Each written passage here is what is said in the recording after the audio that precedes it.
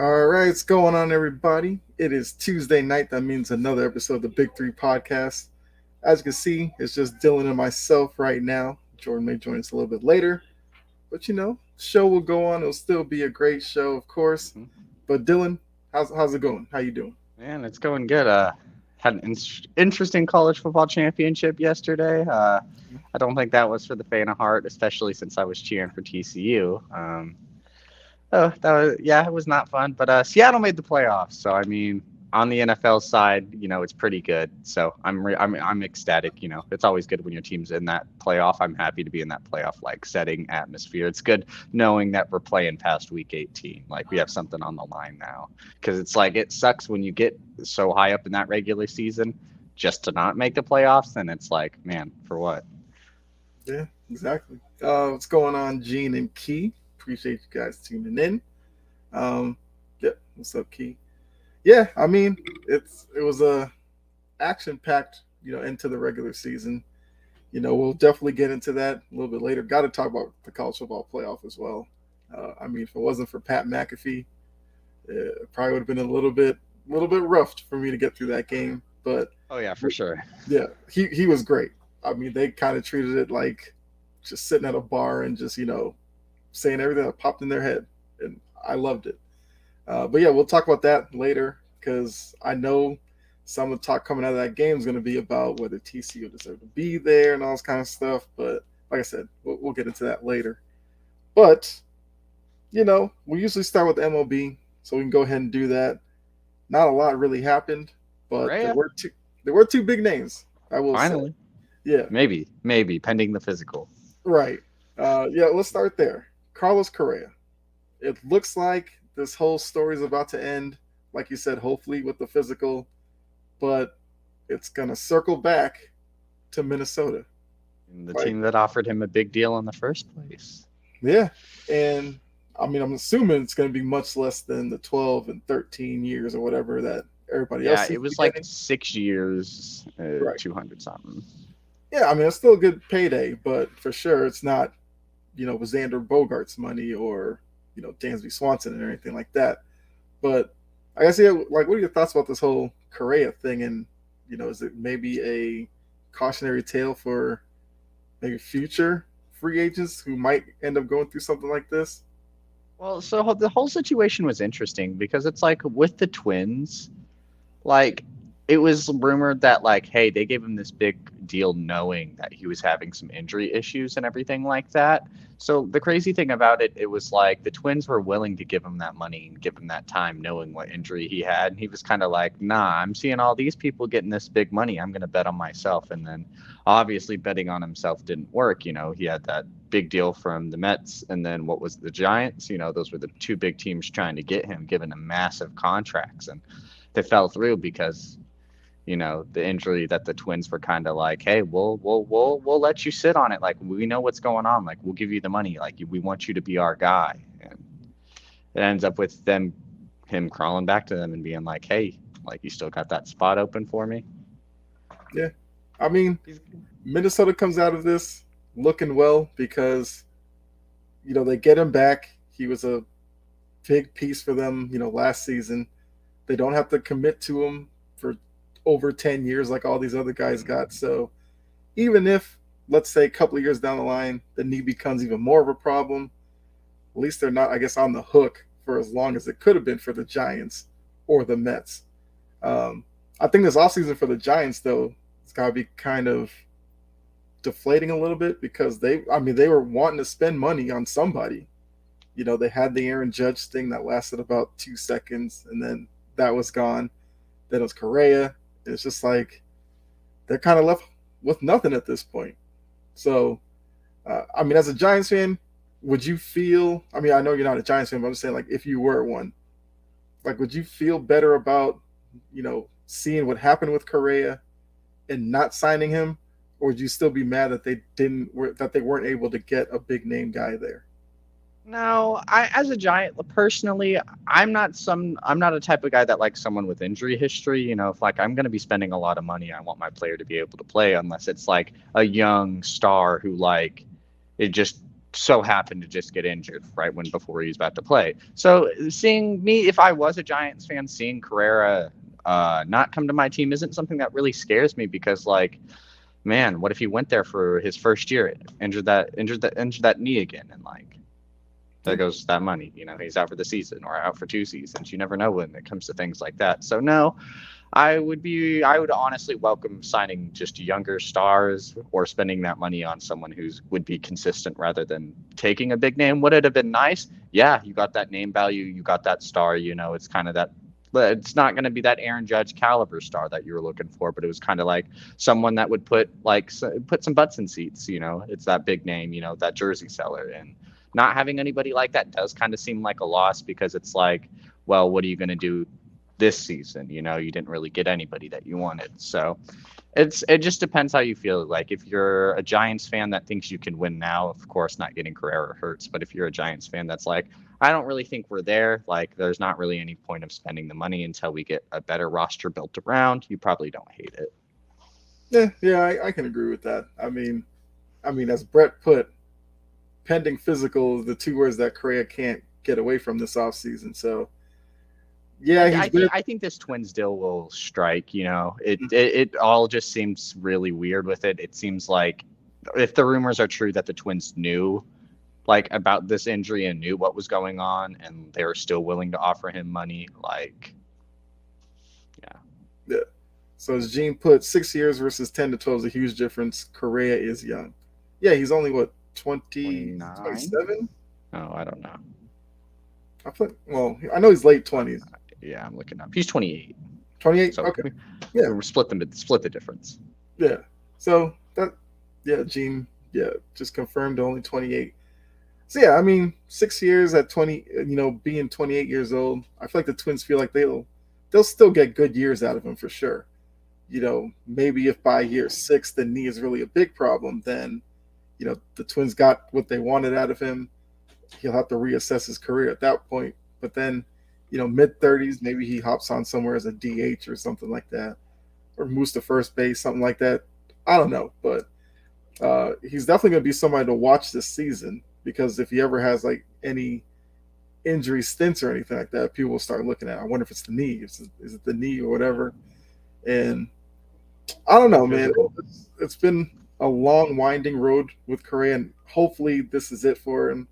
I'm starting to feel bad. He's like the biggest free agent that hasn't signed, really. Yeah. It seems like free agency's kind of like done. Like all the big names have signed. It's just like, where's Correa gonna go? Can he pass a physical? Who knows? Like MLB equals fully guaranteed contracts. Yeah, that's true. I mean, if this was the NFL, he probably would have signed somewhere, but there would have been language in there, and the team would have. Yeah, like incentives, like you have to play this many games. Like if we make the playoffs with you in the starting roster, like 10 to 14-year contracts. Yeah.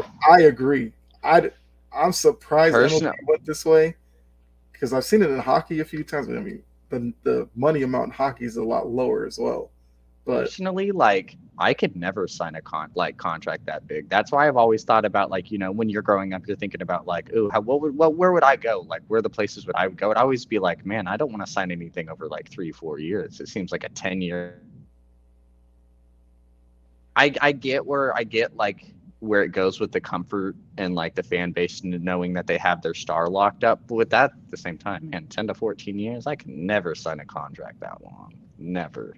Right. And kind of like Gene's saying here, you sign a 26 to 28-year-old 10 to 14 years, you got a 40-year-old shortstop. Yeah, not happening.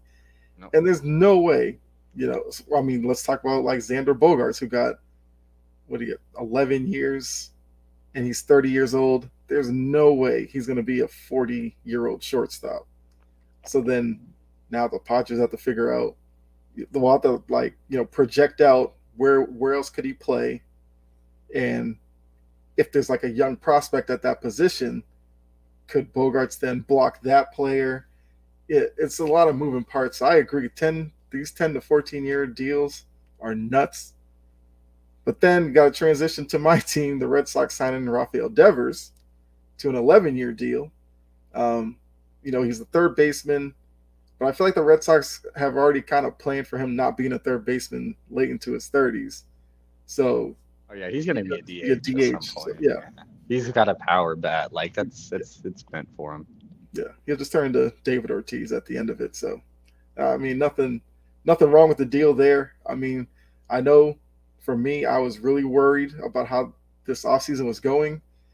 I was expecting to hear news about him getting traded or something, or him Yeah, coming especially out. with how wild like all of Yeah, like just any sports free agency and trading's been. Seems like everybody wants out, and they'll just tell you. right. Yeah, that was the other thing. Like if he came out and said, "Yeah, I'll just play out this year and then test free agency," that would have been the last thing I needed to hear after Bogart's leaving. JD Martinez left.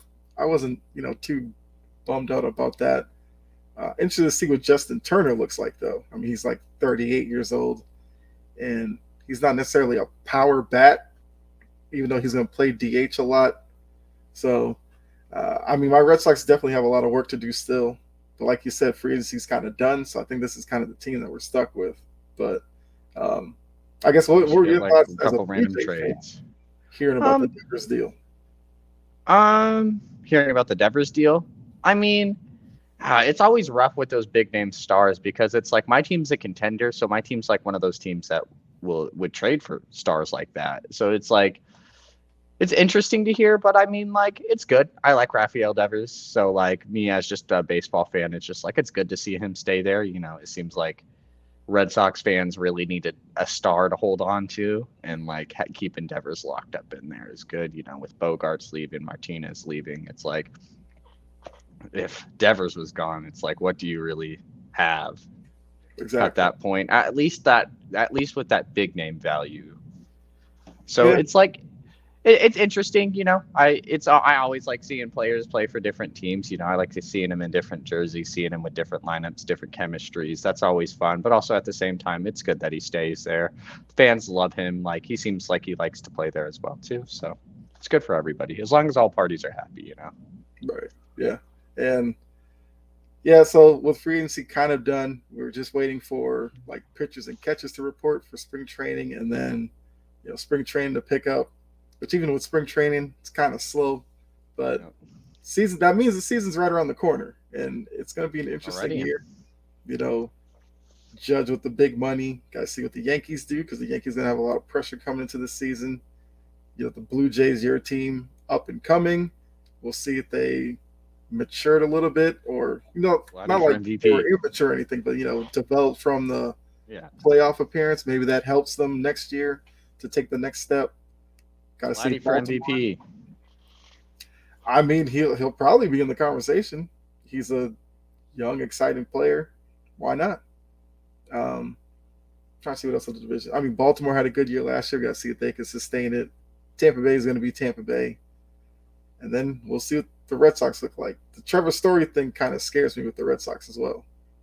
I don't know if you heard about. Well, yeah, the basically Tommy John surgery for your elbow that he just had, so he's going to miss a good part of the season, which kind of kills the high from the Devers news. But you'd rather him get it done now, I guess. I don't But, know. Look out for Devers. What he could have a big year if players are going to be out. mm-hmm. Gives him time to step up with that big contract in place. Yeah, I just worry that their lineup might be such that pitchers could kind of pitch around Devers, and then he doesn't have the impact that he probably would with a loaded lineup. And I'm hoping this is probably like the first step of a plan for next year because there's some big names coming to free agency next season, like Otani, I think Soto, and Machado might be a free agent next season. So those will be the three big names out there. But trying to see if there's anything else. I think that was it for baseball for right now. So we can jump into NBA. And I had an interesting question for you because I'll be on like YouTube or TikTok or something, and it seems like whenever the Warriors lose, there's a lot of happy people. So do you think the Warriors are the most hated team in the NBA? So I'm gonna word this how my foster dad words this. He's a Warriors fan. People hate winners, and the Warriors have been winners for very long. It's like it's the same reason like people hate Cowboys fans. A lot of the rooted Cowboys hatred comes from the Cowboys being really good back then, and so when people see them lose now, it's like, haha, you guys suck. We hate the Cowboys. So it's like people just hate seeing winners lose. Like people love seeing winners lose. So in that sense, it's like if they can have any chance to see the Warriors not in the playoffs, they're gonna want that. Any chance to see the Warriors do bad, not in the playoffs, because when they do good, that's all you hear about is how well they're doing. So when they do bad, it's something different for a change. So I just think people like hearing different things. Like I will agree after a while, like. I did get annoyed hearing about the Warriors and the Cavaliers for the longest time in the Yeah. world. It's like I didn't care. It's like who's playing in the NBA Finals? Like Warriors Cavs Part 3? Like okay. Yeah. I'm fine. Yeah. So it's one of those things. Like the fans of the team are always going to support it, but the people who hate seeing that team win are going to always knock them every time, and that's just sports for you. Okay. But most hated team in the NBA.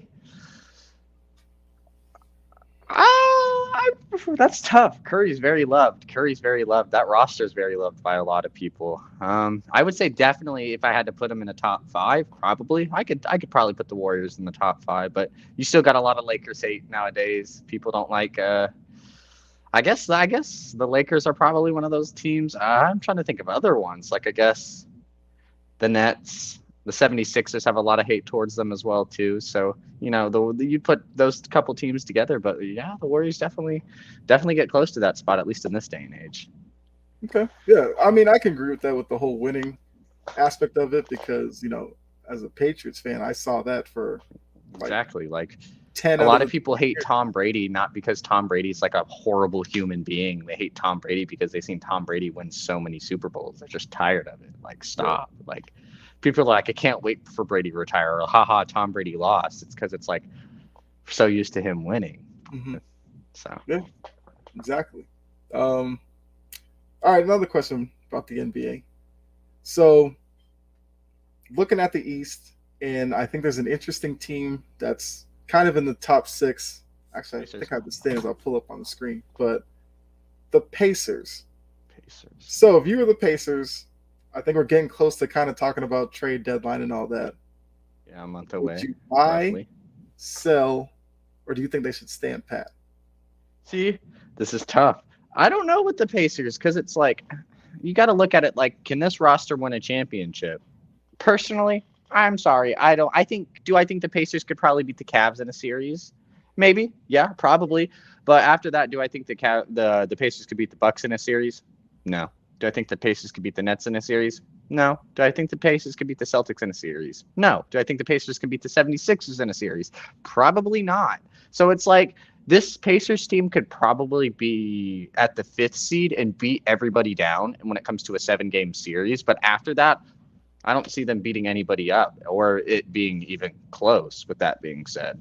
So it's really rough with the Pacers because it's like you have a good roster and they're winning right now, but it's also like your window with this roster is already very small.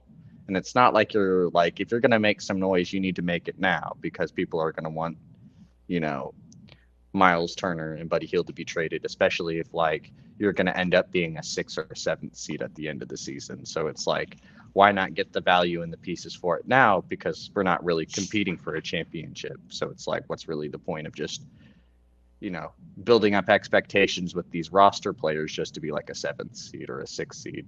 So it puts you in a rough spot. Maybe if this Pacers team had a couple more pieces around them, and they would be more like championship caliber, I would probably be like, you keep it the way it is. Like you have a good system, you have good things going on. But with that being said, it's like, we're not used to Buddy Hield playing super good stretches like he has been, or Miles Turner. Like at some point, they're going to turn it off a little bit. They're going to have some slow streaks, and then it's going to be like, oh, I don't know why we didn't trade Buddy Hield. Like when it comes to March and Buddy Hield shooting like 30% for the month or like 23% for the month, it's like, oh, I don't know why we kept Buddy Hield. We should have traded him for pieces. Like the Pacers are the 9th seed now. So it's really tough. It's like you never know when these players are going to go cold, and after the All-Star break, the Pacers could just have a collapse. And then it's like, well, you still have Miles Turner's contract and Buddy Hield's contract and whatever other pieces you were thinking about trading.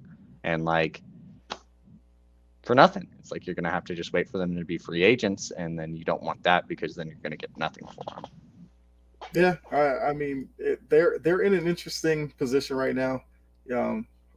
As you see, I pulled up the standings. So they're currently in 6th. And right now that has you as a playoff team. You're outside the play-in, but they got to worry about the Knicks coming up behind them. The Heat, as we know, are kind of a second half team. Yeah. So the Pacers are gonna have to sit there and decide whether or not them being top six is good enough. And if they stand pat, is it not just because they think they're a championship team now, but they think they're on the ascension, and I believe they have multiple picks in the draft coming up. So maybe they think, you take this as a stepping stool to next season, bring in some people, and kind of see where you are next season. But let's see what Brett has to say here. I feel like they're not committed to Turner. I agree with that. So he's gone at least. Same with Hield. You have 3 firsts this draft to continue to build a team. I would say stand pat for the most part, unless the team blows you away with a ton of picks. But trade Turner and Hield if they are not a part of your future. Right, and I think that's the conversation I agreed. Have with himself. Yeah. Agreed. That's basically what I was saying. Like, you have to have that look. Like, are we going to be able to contend with these guys? Like, there's no point of keeping these guys on this roster if we don't think we're going to be able to get anybody in there. Because it's like, at the same time, we have to remember Indiana's not a hot free agency market. Like, nobody's really dying to go to Indiana. It's like the only time that would happen is if Indiana has notoriously been like the second seed for a couple of years in a row. Maybe some veterans would want to go play there because they're championship caliber, but that's not the case. So with Indiana, it's like a lot of your talent's going to have to be through the draft, or if you can get a young free agent who's kind of like mid-tier to pop off one season. So it's going to be really tough, because it's like, do you have a roster built around you right now? Like, Halliburton should arguably be an all-star. Like, I imagine we should agree on that. And then it's like, Chris Duarte was your first round pick a couple of years ago. He's already 25, 26. So it just depends. Like, I think the Pacers should probably sell. I mean, standing pat is even still kind of scary with me, because it's just like, if you have a second half collapse, like, you could have got pieces while they were probably going to be at their peak. And that's something you want. Like, I'm sorry, like, I'm not sure if Buddy Hield's going to keep this up consistently. Like, I would want to trade him when he is shooting at his best, because when he does turn it off, like, his value will instantly drop. And instead of getting some first round picks, some good, decent young players, you're going to be getting like some okay cash dumps and like some second round picks, and you don't want that. Yeah, I definitely agree. Because you look at Hield, he's a 3-point shooter, but you take that part away from him, then he doesn't really add much else in terms of value. But all right, so Gene says, gotta trade Buddy, build around Halliburton. And I hope that even with Buddy Hield and all that that they are looking at Halliburton as the guy, because he's definitely the guy that they should build around. And I kind of agree with what Brett kind of said. They're clearly not committed to Turner, because Turner's like John Collins. He's always always on the trade block. So I feel like this year they're going to have to pull the trigger on a Turner deal. And kind of go with Gene's point, if you're going to move Turner, you might as well package him with Hield. That way you bring in more, whether it's more draft picks or maybe get like a young wing player or something to kind of add to the mix. Because Halliburton, he's a willing passer. He doesn't need to score like 30 and 40 to feel like he's doing something. So put pieces around him that cut to the basket, all that kind of stuff, because he's a great passer. So if that's the way Indiana's going to go with it, then make sure that's the vision, that it's all about Halliburton, and they don't kind of mess that up, because then all this will look like for nothing.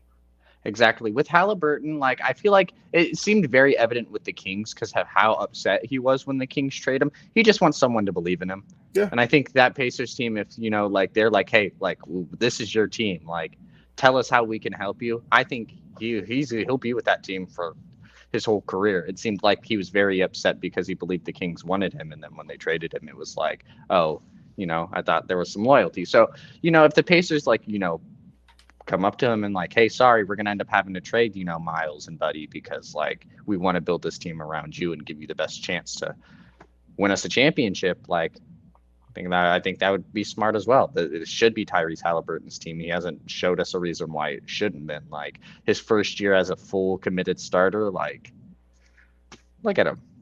Yeah. Look at the Pacers. He's about to be an all-star. So like, I don't know. We saw him traded before, and it made a lot of people upset. So wouldn't be shocking if he got traded randomly for something.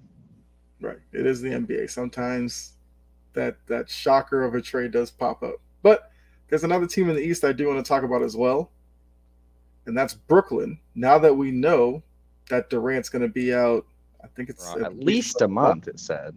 When it started, it was at least 2 weeks. Now it's at least a month. So that's probably a little troubling to hear. But, before he went down, Brooklyn rocketed up the East to second, being only a game and a half behind my Celtics. So, knowing how important he is to Brooklyn, do you think that they can survive without him for a month? Yes. So the reason I feel confidently about a yes is because the reason that you just said, the Nets got up to a game and a half back of the first place spot. So it'd be different like if the Nets were sitting at like the 6th seed right now or the 7th seed, still trying to claw their way up, and it's like boom, Durant's out for a month. I'd be like, ooh, that's a little worrisome because this team's not doing super fine. And it's like, will this team probably drop in rankings? Yeah, they play in a very tight Eastern Conference right now. I could imagine by the time KD comes back, the Nets could be like the 5th seed, the 6th seed, something along those lines. They probably won't be the 2 seed. But with that being said, they still have Kyrie Irving. They still have other pieces that are going to have to try to step up. This is going to be the Kyrie Irving show. Maybe we're going to have to get a little bit more out of Ben Simmons. Instead of 8 points tonight, let's try for 12. So, who really knows? I expect them to be fine. They're not going to be as dominant as they've been. They kind of have slowed down a little recently still, but it's going to be interesting. I think they'll be fine. We'll see a little bit of drop off. It's not like losing KD is going to help your team. So, of course, we're going to see probably some production go down and everything like that. But I feel like this Nets team should be fine solely based off of they got themselves pretty comfortably. It is a tight race, but I don't see anybody else really overtaking them. Once Ben Simmons was brought up, I figured Gene had a comment coming. Ben Simmons. No, I agree. Ben Simmons does stink, but he's going to have a little bit more of a bigger role, I guess, if you want to say. He's going to look to be a little more relied on. Mm-hmm. At least maybe offensively, be a little more aggressive, try to get, not to the free throw line, but, you can try to get some extra points, try to do that. Yeah, we'll see. We'll learn about Ben Simmons in this stretch, though. If he, for sure, if he tries to pull some phantom, well, I don't want to say phantom, but, if he wants to pull some injury all of a sudden, then it's going to be, come on, Ben, you got to be better than that. So if he really tries to get out with an injury as soon as Kevin Durant did, that would be like you just have to cut him, and every NBA team would just have to be like, no, what are you doing? Okay. So Gene, Ben Simmons, yes, no J, I got you. Brett says they'll take a step back for sure, but they'll survive. Exactly. That's going to come down to Kyrie Irving. We've seen Kyrie at times kind of check out when it may not necessarily be going his way. So I think it's fine with Kyrie because, as long as the Nets do fine, and there's no media just surrounding him, I think he'll be okay. If the Nets, I feel like when Kyrie has the light flashed on him, that's when he struggles the most, when everyone's talking about him. But if he's just doing his thing basketball wise, he's fine. So as long as he can stay out of, I wouldn't say trouble, but as long as he can stay out of the news and, just focus on basketball, I think this Nets team should be fine. Yeah. Yeah, I agree. Like you said, the East is tough. So it's not crazy to think, the Bucks overtake them. The Cavs overtake them, even Philly overtaking them, and them being 5 or 6, which all intents and purposes isn't the worst thing if you can kind of survive at least at that much for a month without Durant. Yeah, if you can get to the All-Star break without Kevin Durant for a month and be the 5th seed, I think you come back after the All-Star break with Durant and kind of be we could definitely work with this. We were 9-1 before he got injured. We can work with this. So what would be your, worry level with it now being at least a month without Durant?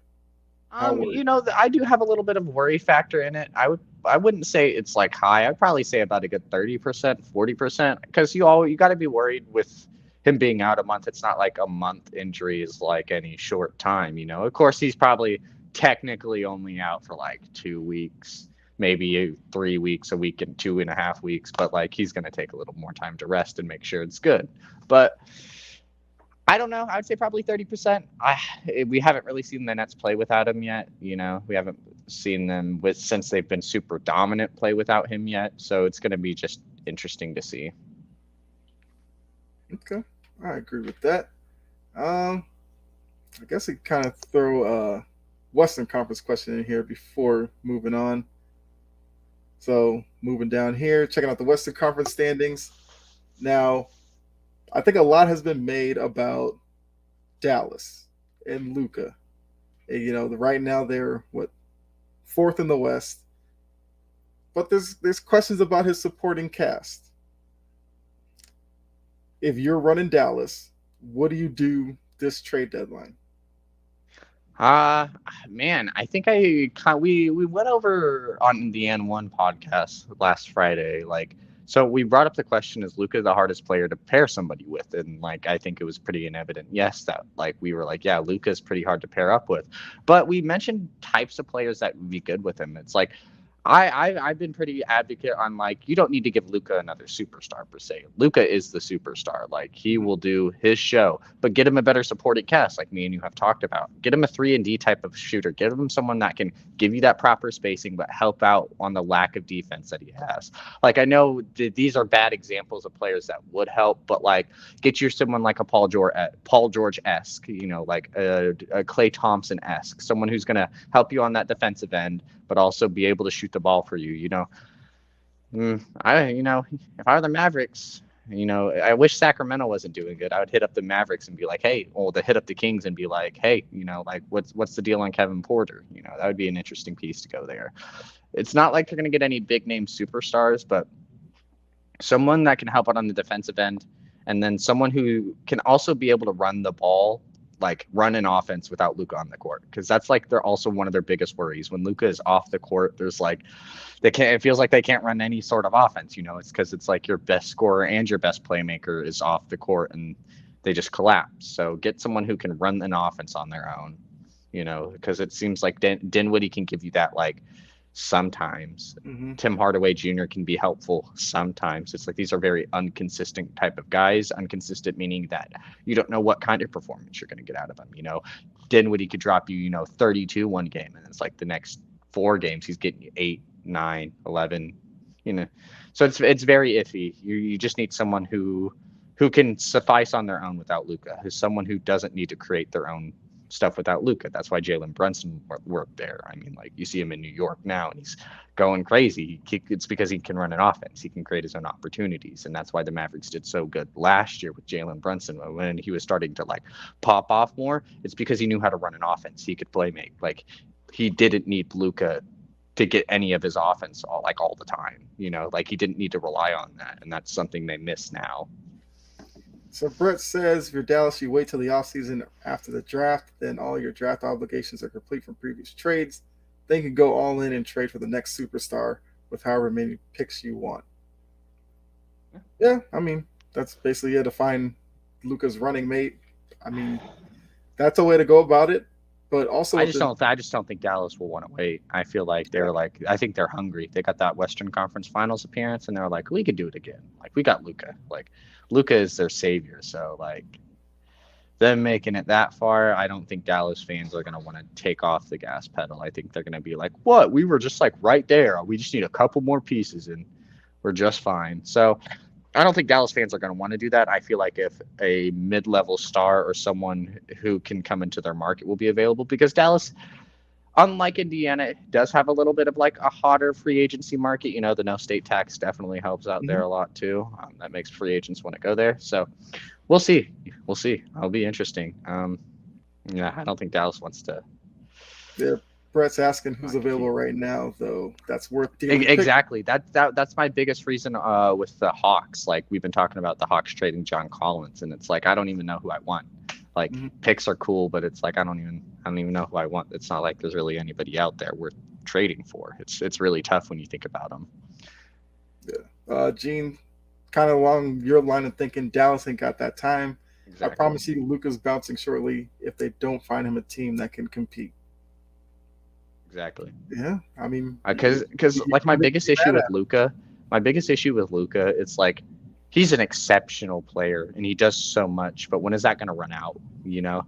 like I'm not saying he's going to take a step back now or even like 2-3 years down the line, but at some point, like man, that production's definitely going to stop and he's going to need a little more help. So like, what are you going to do, Dallas? Like those games, Luca can't get you 60-point triple doubles, 40-point triple doubles, 50-point triple doubles. The times he can't get you those even in the playoffs, like you need someone else to rely on.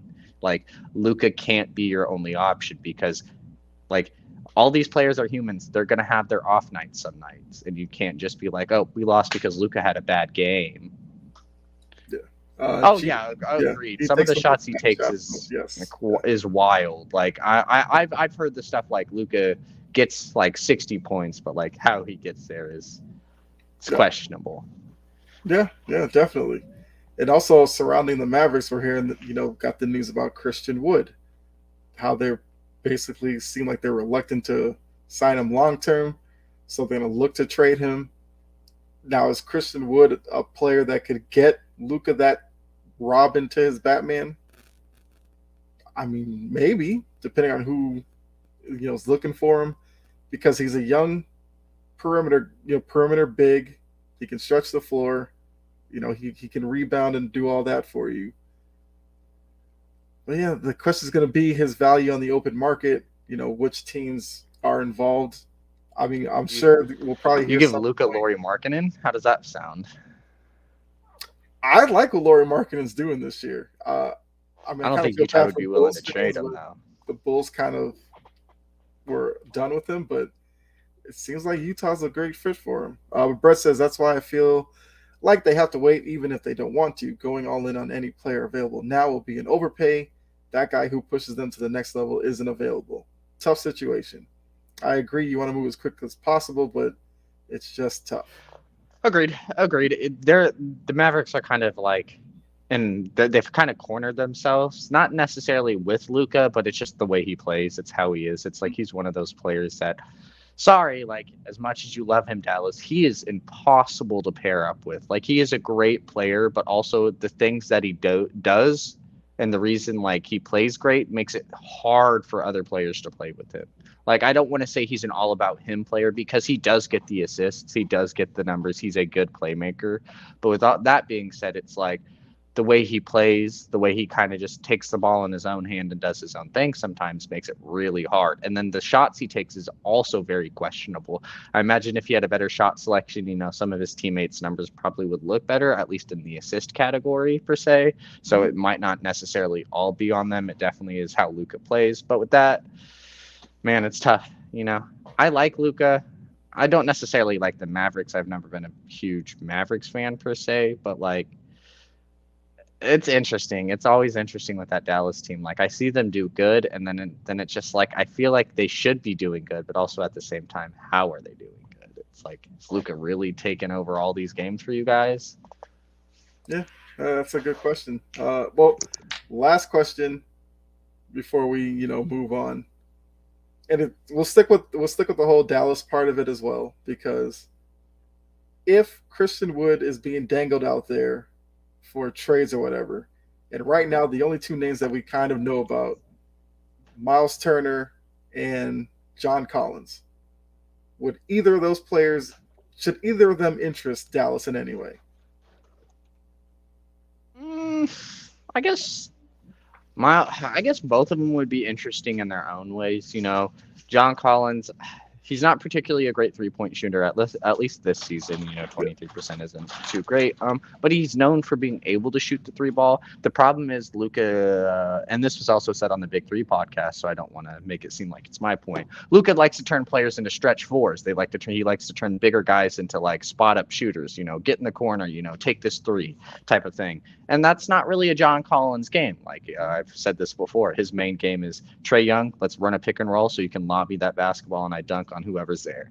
And that's their game plan, and it has worked for a while. He's been on so many highlight plays, it works. But that's not really Luka's play style. He's good in the pick and roll, but it's not like he's Trae Young-esque in the pick and roll, I'll say. So it's interesting. I think Miles Turner is definitely very more interesting. He can be that spot up shooter. He's going to be a great defensive piece for you. He's a good 3-and-D type of stretch five.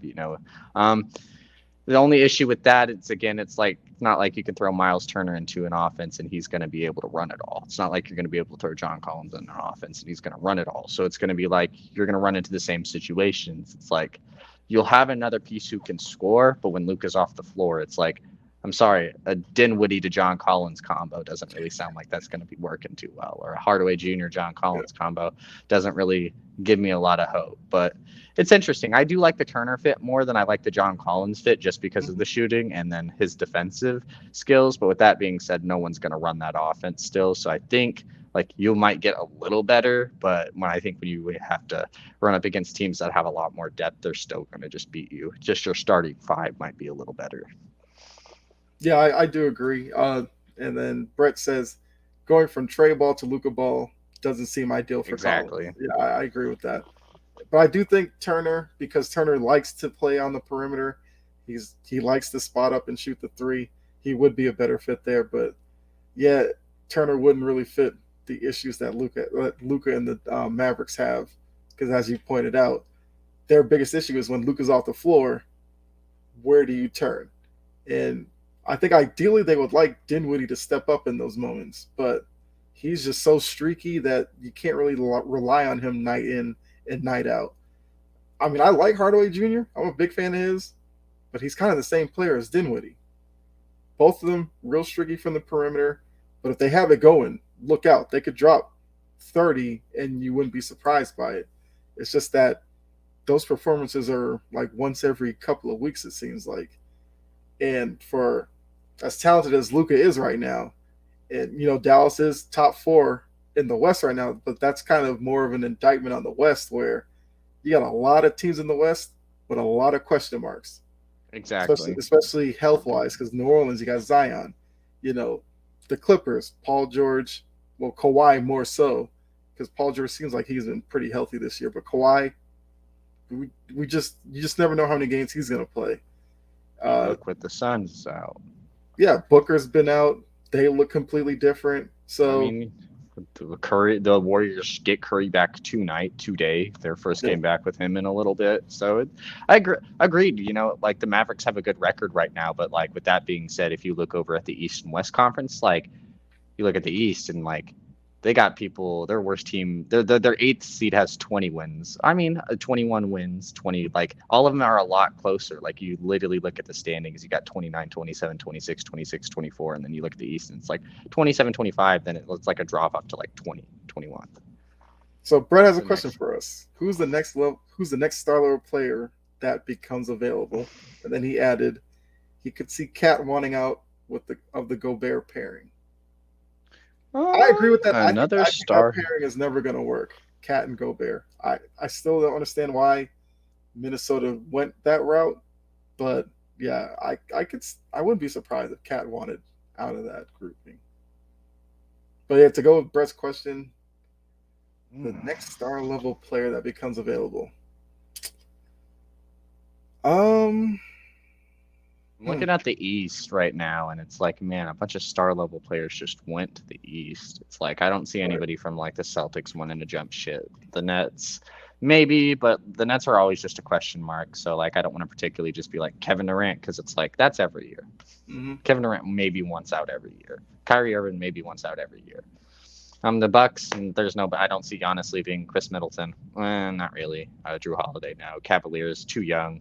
They're not giving up any of their pieces. 76ers, I'm not sure if James Harden's really that kind of star level person. He's a star level guy, but with that being said, I'm not sure him leaving really is like anything too shocking. And that'd be something like off season if they fail in the playoffs or something. And Philly wants to change and they move on from Harden. But like as of right now, yeah, I wouldn't really put him up there. I don't know. Like, I always like tossing around the Damian Lillard idea, but just because like he's getting older, and like probably need to put them on a contender soon. I don't think this Trailblazers team's going to be playoff contenders. Maybe play in, but Right. definitely not playoff. Or at least if they do make it, they're going to lose in the first round to like the Grizzlies. So, But I'm starting to get the idea, like, I think Lillard just kind of likes being in Portland. no, he does. He loves the fan base. He's one of those guys. He wants to do it for the city. But with that being said, like you have a window, and I'm being completely honest with you, Dame. Like, love your fans. I love Portland. You know, Paul Allen was owner of the Seahawks, also owner of the Trailblazers. So I definitely have a heart for Trailblazers. But with that being said, like I don't think you got a window there, Damian. I'm sorry. Like I know you want to win there, but it's like what he went there in 2012. 2013 is when he got drafted. Maybe even earlier than that. But it was around that time period. But like he's been there a while for sure. 10 years, and it's like you had CJ McCollum, you know, your Yusuf Nurkic ain't really been that star. He's had some flashes. Jeremy Grant's played nice this year, but that's okay. Like Shaden Sharp, like I'm not really sure if he's gonna really be that dude to turn it over for you. So I guess Lillard's an interesting player. I don't know where he would go though, because he makes one of those stupid high contracts. So it's gonna be interesting. So, while you were talking, I thought about a team to look towards: the Raptors. Because I think the Raptors are in a position where they may sell heavy this year. So, would you put Siakam as a star level player that could become available? Yes, just because like if Toronto didn't have like any young stars in that position, I'd kind of be like, probably not. But they got Scotty Barnes there. You know, at some point in time, I think, you know, it was going to slowly transition to Scotty Barnes' team over Pascal Siakam, and I think we were all kind of expecting like Barnes to kind of take that progression because he did look good as a rookie and like he's kind of getting that hype. So you kind of maybe expected, you know, it to be slowly Barnes' team. It's tough with Siakam because he plays well. He plays well in Toronto. He's having a good season, you know. It's definitely hard trading away one of your better players. Like, even if your team isn't super great. Like, I mean, I've been open to saying that he should be an all-star this year. So, it's tough. Yeah. I do think Siakam, now that you say that, and when I think of big-level stars that could be traded, like, outside of, like, your DeMar DeRozan, like, Siakam's definitely up there. I was thinking about Fred VanVleet when we were talking about, like, you know, who could be well for the Mavericks. I was thinking about maybe like throwing Fred VanVleet in there, but I thought that would be too much cap wise. Who knows?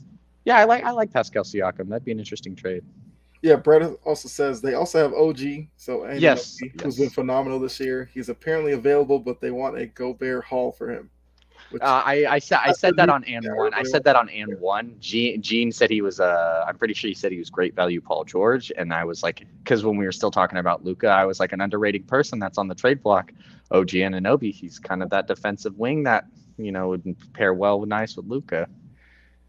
But man, well, what's it with teams thinking that they can they have like okay decent level stars, like nothing against OG Anunoby, and thinking they can get like Gobert, Donovan Mitchell trades. Like, what are you thinking, Hawks? You're not getting anything near what Gobert got. Like, especially for John Collins with career lows in points, shooting from three, and field goal percentage. How many defensive player of the years John Collins has won? Exactly. Like you're not getting that much for him. Like you could get a first, you could maybe get two, and like a decent player. Like I don't think John Collins has a horrible trade value. I think like to the right team, someone's gonna, you know, if you get into a bidding war, some team will overpay on him, and when the trade package comes out, you know, you'll look at the Hawks and be like, dang, they got a lot for John Collins, maybe, you know. But yeah, you're not getting 3 first-round picks for him. Right. And it almost seems like, you know, the Hawks have kind of devalued John Collins based on the way that they've used him. Yeah. And not using him the correct way. So now it's going to be kind of weird for them to then turn around and try to shop him now. Yep. And make teams feel like, oh, you know, he just needs a change of scenery or something. Or, you know, he's a really good player in there, but, you know, he's just dealing with injuries or whatever now. Yeah, I just don't see that. Man, I just keep revisiting like that, like a DeAndre Ayton trade, because it's like I really don't know what John Collins' value is. That's why it's so hard to think of players he could be realistically traded for, because it's like he's a power forward making max money, and it's like he's not really great at his position. Like he's having worse lows. Hmm. Exactly. Yeah, he wouldn't even be player of the year. Exactly. And All right. it's Yeah. just rough with John Collins. I like an Ayton trade. Both guys kind of want a change of scenery. That would kind of work out. I feel like the Hawks would probably have to give up a little more than I'd probably like, but like I wouldn't mind DeAndre Ayton there, and then you move Capella for like a decent type of wing. It'd be an interesting combo. Yeah. Um, yeah. So before we move off the NBA, it will be interesting to see the coming weeks as we get closer to the trade deadline. We'll start hearing rumblings about more players possibly being out there, and then I guess maybe we might revisit this with Dallas because I think, like Gene and Brett have put in the comments, like Dallas has to be careful not to wait too long because then Exactly. Luka just becomes more and more frustrated, and then It's if gonna be he like, send me to the Nuggets. I want to play with Jokic.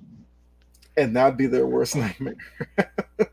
But yeah, Nah, if so he if Luca decided he was done, he's not touching the West. I'm sorry, you're gonna go play for the Raptors.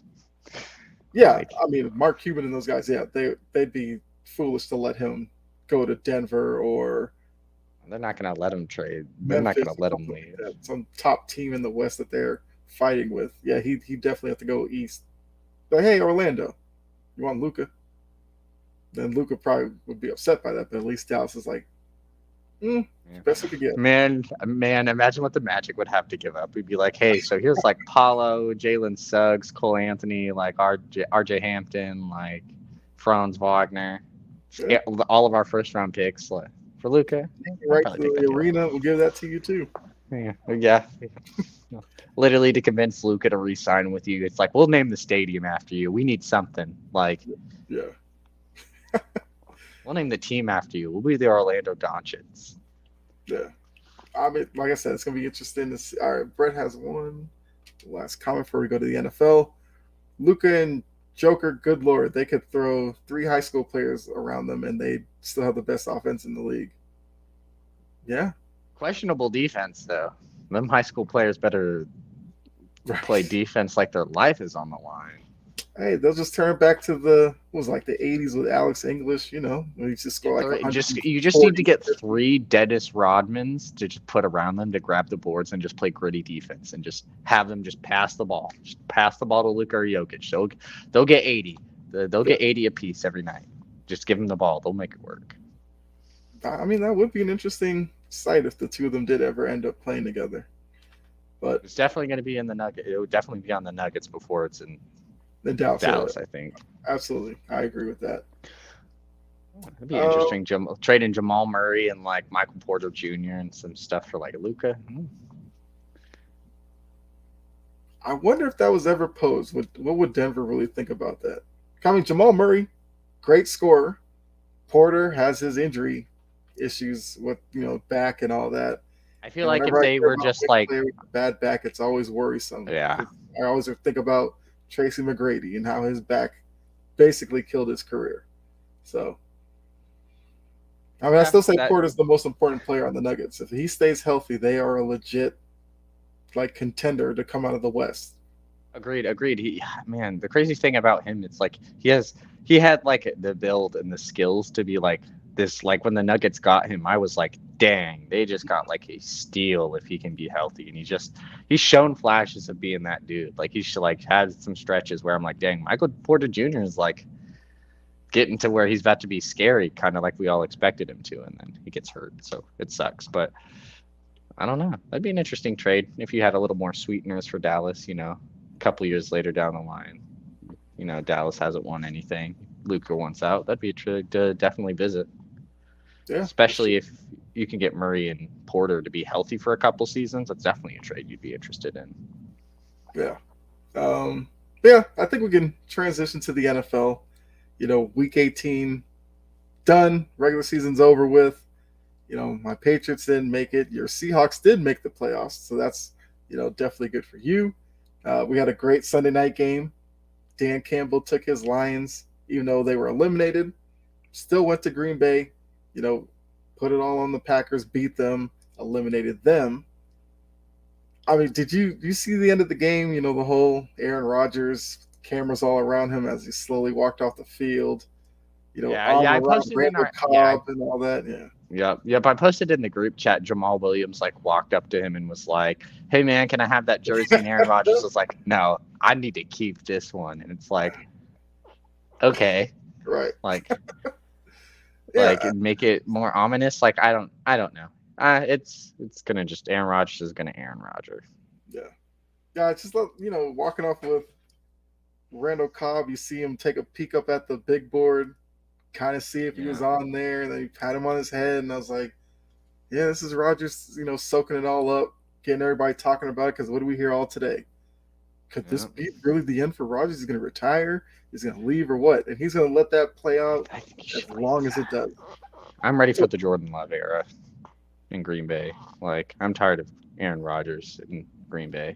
And that sucks to say, but it's like I'm tired of hearing. I get to a point when it comes to these players, like, I don't know. He doesn't seem like he wants to be there either. Like nothing about Aaron Rodgers in Green Bay these last couple years just makes me seem like he likes playing there. It's just like kind of like that's just been his best case scenario. He's kind of like, well, I know the team now. I know like the roster a little bit. Like why jump ship? If they're gonna pay me all this money, there's no like good other situations out there for me. Couldn't get that deal to Denver like everyone probably expected. That was gonna happen. And so it was kind of like, well, I don't really want to go to the Colts. Maybe I don't think I can do something there. Maybe I don't like their roster there, or maybe I think I can do something else with the Packers. So it's like, whatever situations come up are going to be interesting for him. I don't know. The Raiders interest me. Pairing him back up with Devontae Adams since there's no Derek Carr there now, that would definitely be very interesting. But I heard Raiders type of quarterback. Exactly. But I hear they're going to be big Tom Brady and Jimmy Garoppolo guys this offseason. So, yeah. Hey, man. Kind of figured that. So you want to see Jordan Love. So how do you think we get there? Is it more likely Rodgers retires or no? He'll get traded somewhere else? Okay. I think he'll get traded because they did have some inner workings into his contract. Where I'm pretty sure they said after like 2 or 3 seasons. I'm not sure what the exact clause is, so I'm not gonna quote unquote say this is 100% true. But I'm pretty sure like after his 2nd or 3rd season, like they could work something out to where he could be a free agent, and stuff like that. So there's probably tons of clause in there. They can always work around the contract and make it a big signing bonus and stuff like that. I think he's moved. I don't think Aaron Rodgers wants to be done with football. I just think he kind of wants an organization. I don't want to say that believes in him because definitely some of the Packers' fault was on the Packers. But that being said, some of it's probably on Aaron Rodgers. And it doesn't seem like even throughout the season he was finding his guys and stuff like that later on in the season. But like chemistry-wise, it looks like he still only cared about Randall Cobb. Yeah, I think that was a big issue in Green Bay because Watson was there all year.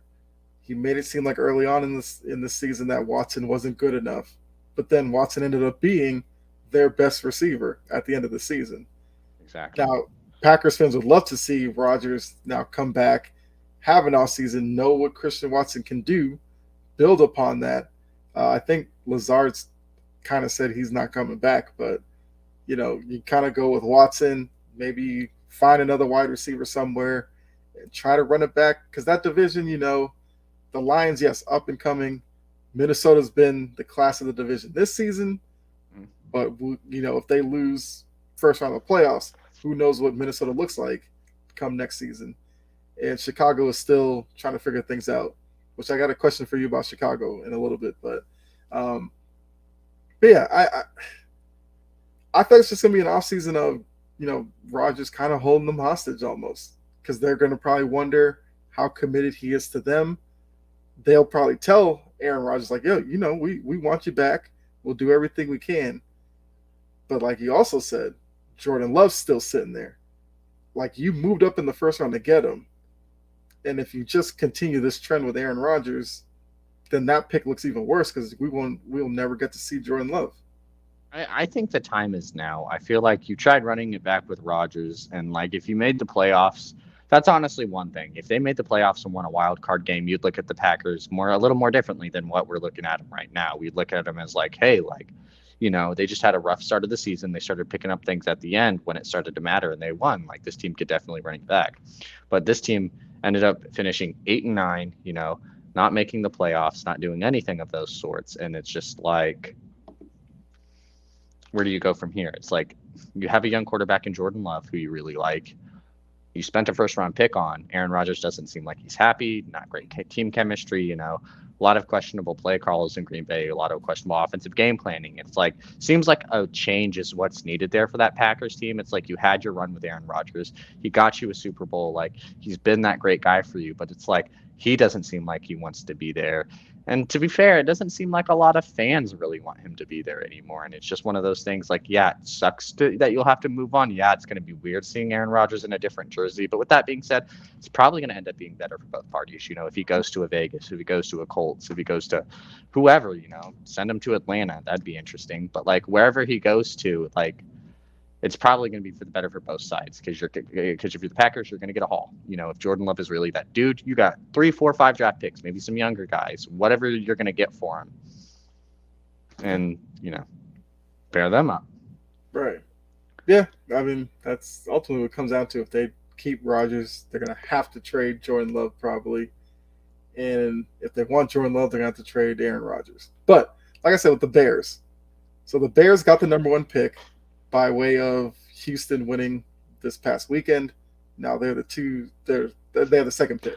I also have a crazy thing. I think I realized why the Colts won. So like I didn't think about this till now. The Colts won this game because the Texans winning put a team not in their division with the first overall pick when they're also a QB needing team. Like the Bears getting the first round pick literally means like if the Colts wanted to, they could try to trade for the first overall pick. If Houston had that pick isn't going anywhere. So it was a smart move. It wasn't probably a smart move on the Colts. The Colts probably just suck, and the Texans were like, "We're not losing this game." Like Lovie Smith, he said he's never going to tell a team to go lose a game. Yeah. So it's probably one of those situations. But like, Colts got to make it interesting. I'm just saying. Right? No, makes sense. Brett says at this point he comes back, not sure how much changes. Sounds like Joe Barry's coming back, which sucks for the defense, and it's not like the red zone issues will be fixed. I would love to have him back, but I think a split is coming, and that's all right. Exactly, and it's like the thing, it sucks, and I think the reason it kind of feels sour is you'd probably like to leave off on better terms, It'd probably honestly been better if like Aaron Rodgers retired there, spent his whole career as a Packer, and if he retired a little bit young, he seemed like a guy to do that anyway, so I don't think it really would have came as a huge shock. It would have been upset for a while, but it would have kind of been like, that's Aaron Rodgers. That's kind of what I expected him to do. But it's like, man, you kind of had a couple sour years with him. Doesn't seem like him and the organization are best terms. From what we've heard, they're definitely not on the best terms when it comes to like decisions being made, and it's just like, it's like a bad break. It's not like so much a bad breakup, but it's kind of like, I wish we could have just had it on better terms, Yeah, definitely agree. But yeah, so like I was saying with the Bears, with them having the number 1 pick right now, what should they do? Because I've seen people talking about trade Justin Fields. I saw that all over ESPN. Do they? If you trade Justin Fields, you should relocate your franchise. Okay. And I feel be called the Chicago Bears anymore, and you should just give up on everything. No, you don't trade Justin Fields. I'm sorry, Justin Fields. If he literally played weak that last week, he would have broke the QB rushing record. Like, yeah, that's all you need to say. Maybe Justin Fields' play style isn't for the faint of heart, especially as a quarterback. A lot of people like seeing their quarterback stay in the pocket, throw the ball, only rush when you have to. But like Justin Fields is one of those quarterbacks who's different. So like, the Bears did bad with a different quarterback, so the fans are going to be like, well, I want a traditional quarterback with this pick. Screw Justin Fields. Like, obviously, his style doesn't work, especially old, traditional, classic fans are definitely going to be like that. You go best available player. If you don't trade that pick, which I think they should do, you go best available player, which is probably Jalen Carter or Will Anderson in that case, probably defense, especially after trading Roquan Smith. But, you either take a defensive player or you trade out. You don't think about touching a quarterback, and I'm pretty sure the Bears GM even said like, we're not going to touch a quarterback unless he literally like unless he's blown away by which I mean, I guess you take that however, but yeah, Brett said the same thing. You trade the pick, get a haul back due to how many holes that team has on the roster.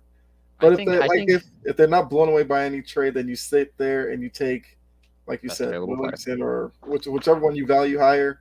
You take that guy, and then you kind of roll with that. Um, this team is not a Bryce Young away from competing. Trade back a few slots, draft Will Anderson or Carter, and use that cap space they have. Exactly. So Yes, yeah.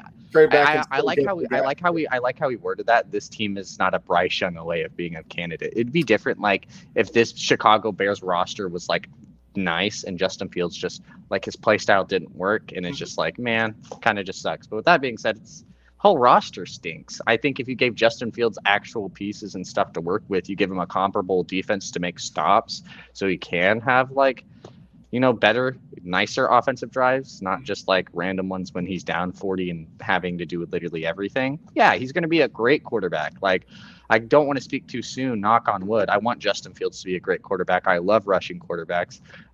Like, you hear it yourself. My Madden Ultimate team is literally centered around Justin Fields and him being a running quarterback. I love them, so I want him to work.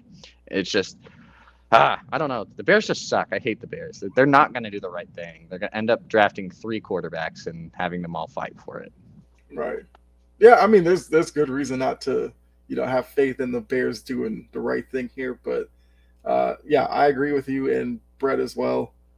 Take the pick, move back, because whoever's going to trade for the number 1 pick will just be a quarterback hungry team. So you probably won't drop back too far, and you can still get a guy that will definitely help out while gaining more draft picks. So we'll see if the Bears do that. If they don't, then like you said, I'm trying to see the draft order real quick and seeing who's like a comparable team. Like I look at like Indianapolis. Like again, I'm saying like the they Colts can are get that one spot. 5, I think. They're 4. They're 4. Okay. So yeah, that'd be a perfect spot. You move back to 4. Colts move up to 1, and even at 4, you figure Colts go quarterback, Texans go quarterback.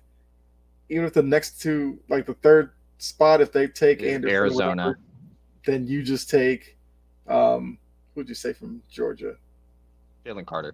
Jalen Carter, yeah. So you can still get one of those guys if you drop back to 4. I think that's the play there, and Indy should be interested in that. I don't want to see them going the route of, who's cast off of what roster will bring that quarterback in, because they've done that the past few times and it just hasn't worked. Go young and just figure it out. Brett says they traded a 2nd-round pick for Claypool. That tells you all you need to know about their decision making. See, Also, in hindsight, I don't even think like at first I didn't even think trading for Claypool was bad. Like I didn't think I thought trading for Claypool was a nice 2nd-round pick, definitely not that much, but like trading for Claypool wasn't necessarily bad. I don't even want to count off the trade this season, give him a full season of working with chemistry. Trade deadline trades are always iffy with me because it's like you don't really get a full experience to work with the team. The Bears was already in shambles, like whatever, I'll call it a wash. And that's really tough to do with how Chase Claypool's been even before he went to the Bears. His Pittsburgh time wasn't really ending off on a great note. Where the Jets picking, they'd be a team. They're picking 13. If they don't get a car or a quarterback of that caliber. Yeah, they're getting 13. That'd be an interesting spot, but yeah, I mean, the Bears also, as a Patriots fan, the Bears also took N'Keal Harry. And, I didn't understand that because N'Keal Harry literally got hurt as soon as he started playing, which has kind of been the issue when he was in New England. That's N'Keal Harry. Yeah, so, Man, he had a couple of, like, some decent, like, I can't remember what team it was, but he had, a catch where he was, like, literally, like, in the air and his back, like, slammed against the ground and he was diving, like, man, I hate when like the ultimate tease because his measurables. Agreed. He's a guy who should be jump ball every time you're in the red zone. Should score touchdowns like that all the time, but he's just never on the field. And when he was drafted, I was so hyped too. I watch a lot of Pac-12 football, so it was like I was watching him going crazy at Arizona State. I was like, man, this dude's gonna be nice. He was like one of my favorite receivers, like coming into that draft. And then I was like, the Patriots got him, and I was like, okay, the Patriots I think really needed a receiver at the time, so it was like that's gonna be nice. And then he's on the Chicago Bears now, so that says everything you need to know. Yes, but yeah. So moving on with the NFL, once again. want to make sure we have a lot of time to talk about the NFL playoffs. But before we get to that, we had some coach firings in the league. Good. So we don't need to really talk about all of them. I just wanted to ask, which firing was the most surprising to you, if any? And who's the next one to get fired? So far we know Kingsbury, Hackett, and Lovie Smith, right? Yes. Those are the three. Okay. I guess none of them really were, I would say, were any really surprising. We all expected Cliff and Hackett. And honestly, some people were shocked by the Lovie Smith news, but it seemed pretty evident like they were going to clear house. It was just like, hey, we're going to be having this brand new quarterback. Let's try to get and I don't really necessarily hate them getting rid of Lovie Smith. I think they should have maybe gave him a role in the organization because I don't think he was a horrible coach. I just think he was able to coach with what he had. Davis Mills obviously wasn't that guy. It just sucks. I think that just sucks for him because he's a good coach and he was just put into a bad situation. Yeah, definitely. It always sucks when one of those things. Who's next? Staley. Staley, yeah. I think Staley stays if they beat Jacksonville, but if they lose to Jacksonville, there's definitely going to be a lot of red flags. He's definitely someone that could go. Don't want to say Sean McVay, but it seems like McVay might be leaving. I don't know what his whole situation is there. He said he's allowing all of his assistants to look at different jobs. Some of them have signed. I'm pretty sure their OC went to Kentucky. Yeah. So yeah, I saw that. I kind of let you know. They probably already know McVay's probably leaving, so they're like, "Well, let's get out ahead of this and find somewhere else." Trying to think of other coaching. McDaniels. I feel like Mike McCarthy. He thinks he's gone. I don't think McCarthy's gone. I think Jerry Jones and him they're tight. I mean, McCarthy said he watched all of the Cowboys games before he even got the job, and then he was like, "Nah, I didn't do that," and he's still their coach. He lied and got their job, and he's still their coach. So I think that says all you need to know. McCarthy's going to be gone when the Cowboys don't make the playoffs. They're making the playoffs. Jerry Jones doesn't like changing stuff. We all thought Jason Garrett should have been gone. I was about to say Garrett lasted way sooner than he actually was. So Mike McCarthy's not getting rid of the coach until he gets rid of everything. Once Dak's gone, once Zeke's gone, once all that whole regime's gone, McCarthy will be gone. But until then, he's going to keep throwing faith in them every year. I think someone to look at next would be probably Ron Rivera in Washington. Yeah, the Rivera situation's interesting. I feel like, but the thing with Rivera, it's I don't feel like it's going to be so much that he gets fired. I think it's going to be that he resigns. More than anything, I feel like you'd kind of just be like, I could see that, because I feel like the thing is Rivera, he loves his players so much. He's always so close to his players. He always seems like he has a good locker room chemistry. But man, with all the stuff going on with the organization, it makes it tough, So I feel like if anything, Rivera would step down more before he would get fired. I feel like a lot of people in the organization, especially player-wise, would probably speak up for Rivera staying if that's what he wanted. Mm-hmm. But I feel like he would step down. Kevin Stefanski's a little interesting, maybe if Cleveland was yeah, that could be an interesting one as well, But I think with Carolina, I don't think Carolina gets rid of Steve Wilkes. There'll always be a spot, but I don't think that they should get rid of Wilkes. I think he had a fairly decent season. Yeah. I also don't think Carolina should draft a quarterback. I think you should stick it out. Weirdly enough, I think you should stick it out with Sam Darnold next year. Really? He had a decent season, when he first played, he was a little then he got injured, came back, and then would you say Carolina was bad since he started playing with him? Would you say his stat line was bad? I don't think did he ever throw a pick since he came back? I'm pretty sure he didn't. Unless it was in that last game. They were definitely probably more competitive with Darnold back there than, the few weeks they went with Baker Mayfield, the PJ Walker stuff. Darnold was probably the best of the three. Well, he played, 6 games? So he didn't throw a pick until his final 2 weeks. He ended up with 7 touchdowns, 3 interceptions. So. Yeah, it could just be that Darnold, maybe New York clearly New York just wasn't the right fit for him, and maybe if Carolina commits to him, maybe they get good Sam Darnold. Who knows? I'm not saying like they need to throw a bag at Sam Darnold, but give him like a 2-year deal. Give him like a 1-2 year prove it deal, and just being like, hey, like you did good with us. Like this is your chance to go. Yeah. Like they have Corral as a backup, and it seemed like they really wanted to play Corral. It just got injured. It seemed like they were going to put their faith into Baker once they had them, and then it was going to kind of be like, if he doesn't work, we'll go to Darnold, and if that doesn't work, like we'll give it to Corral. Like spent a 3rd-round pick on him, but I'd say give it to Sam again. It seems like they had some stuff clicking there before it worked. I mean, Sam Darnold had his best game against the Tampa Bay Bucks this season, so that was the conference winner. So yeah, so give it back to him. You didn't do anything that made me not say he should.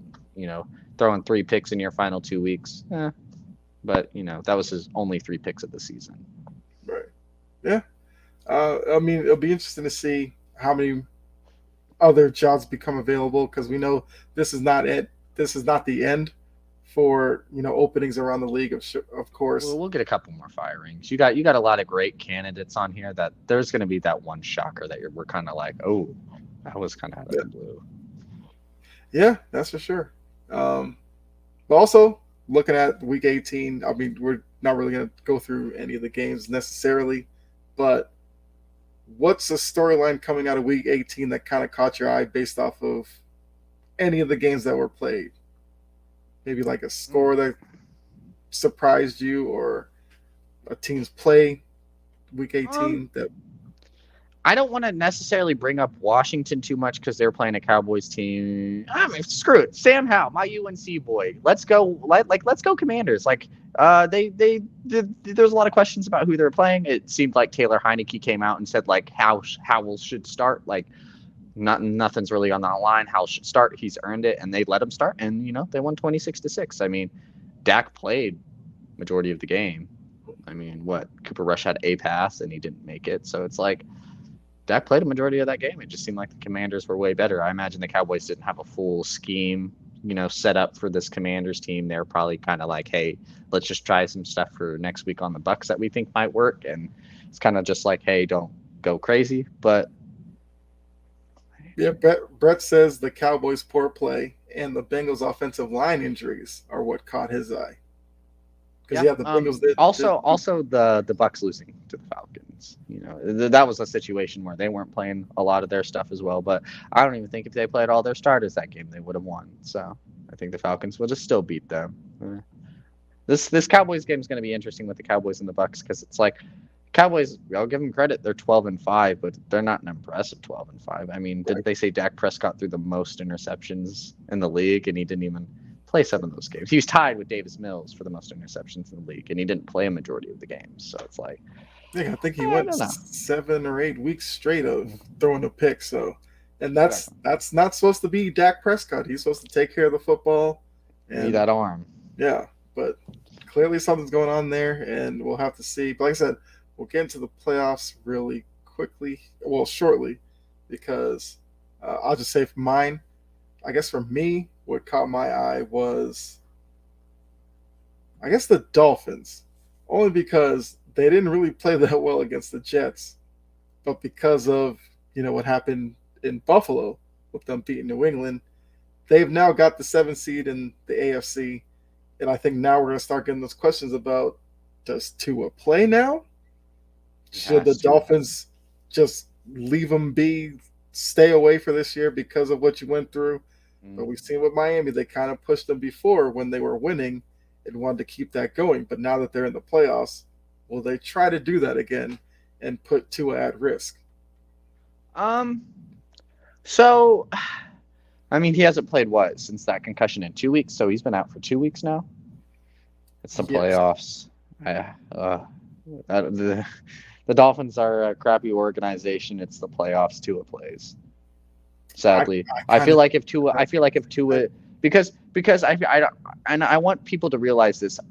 Tua's definitely in the coach's ears. He's definitely in the organization's ears, going play me, play me, play me. Like it's not like the organization is sitting Tua down and Tua's like, I got a concussion, I can't do this, and they're like, no, go in there and play.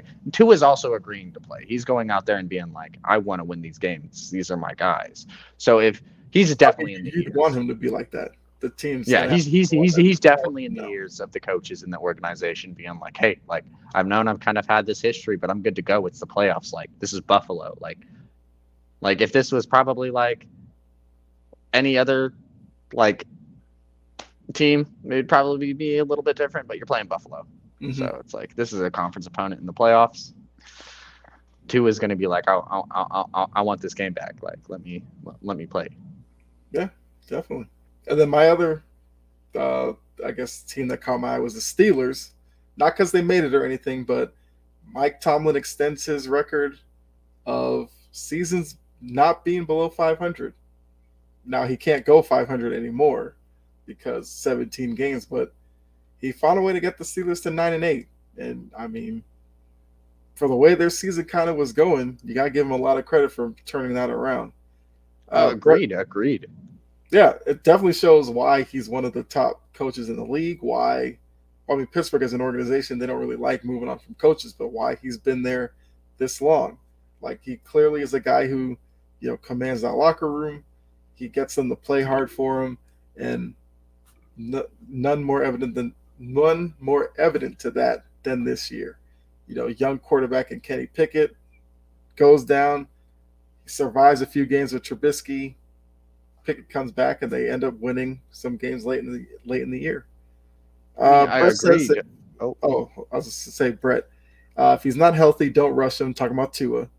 Either way, you're going to lose in the first round. I think they will rush him back for the Bills matchup, but it's a mistake. Yeah, man, if he gets hurt again, like it's going to be tough to see. Yeah, it's going to be tough to see, especially if he gets hurt early, and it's just kind of like, man. Because, like, that's too many head injuries. Like, I'm sorry, I don't want Tua to pull an Andrew Luck and retire early when he's, like, young and in his, like, prime of his career or getting close to his prime. But, like, can't be taking too many injuries. Like, it would suck to see him step away. But, like, you can't have too many concussions in a season before it really starts getting to you. And before, like, you really have to sit down and be like, me feeling like this and my head getting hit in these ways are not good. We've seen how crazy. I know a lot of people have their opinions about CTE, but, like, knowing some of the stuff that does happen to people, to former players that have CTE, it's like you don't want to put yourself in that situation. Right. And but back onto the Pickett train, still don't know until players are exactly. It's like 10, 15 years after they're done playing, and it's like he had like all of this brain damage. It's like, oh. Yeah. It's always rough. Back on talking about on the Steelers train, yeah, I think Pickett. I was very, very questionable about Pickett. He didn't really impress me. He had like I think 3 touchdowns and like 7 picks. But then after that New Orleans game, and I'm not sure what week it was, but after they played New Orleans, he only threw 1 pick for the rest of the season. I think that says a lot. I think that says a lot about the turnover that the Steelers had. I feel like Tomlin kind of like settled the team down. He definitely was able to get to Pickett, obviously, because his play changed drastically, and the Steelers' play changed massively. So I feel like they kind of hit their stride in that second half of the season. Something maybe they were drawing up, maybe Matt Canada was drawing up for Pickett was working. They were figuring some things out. Sucks that they didn't make the playoffs. Definitely would like them to see them in the playoffs over a team like the Dolphins. Nothing against the Dolphins. Nothing against the Dolphins at all. It's just like that Steelers team kind of had a better storyline going into the playoffs. So that would have been a little more fun to see. But, it's definitely a high note if you're a Steelers fan. You finish 9-8 and your rookie quarterback who didn't even play the whole season. I think that you got to look at that as a high note. Najee Harris played better towards the end of the season. He wasn't playing well. It was like all your question marks you had at the start of the season, and that we all kind of expected from the Steelers that they had, and then they were kind of like, this is how we solve them. So it's definitely a good note if you're a Steelers fan. Sucks not making the playoffs, but I don't think you expected to make the playoffs if you're a Steelers fan. Finishing 9-8, I think was well enough. Definitely a successful year for the Steelers.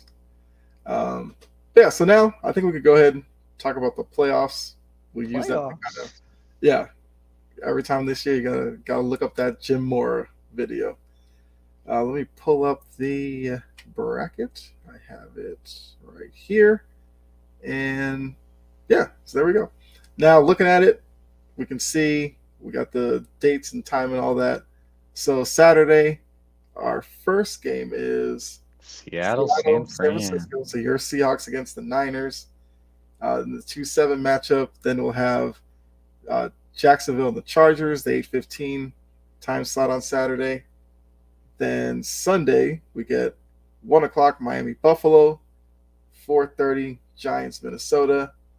Then Sunday night Ravens Bengals. Kind of saw that being Sunday night. And then Monday night, of course, you gotta get Cowboys versus the GOAT Brady and the Bucks. So looking at those matchups, what's the best matchup of the weekend to you, or potentially the most exciting? It's got to be that Cincinnati Baltimore rematch. I mean, since he's got their number, well, I guess it's what even it's evened at ones. So I mean, Lamar Jackson's coming back. You know, the Ravens got their win with Lamar. You know, Cincinnati got their win without Lamar. So it's going to be interesting per se. Definitely a lot more emotions going into this. You know, the Bengals definitely played with a little bit of a chip on their shoulder. Mhm. They didn't play. They played against the Ravens a little angry, and whether that was at the NFL or the Bills or the Ravens per se, definitely wasn't against the Bills, but just the situation at hand. I feel like, you know, Joe Burrow's that type of guy. You give him a little bit of energy, you give him something to be upset about. You could put that chip on his shoulder, and he's going to play with it.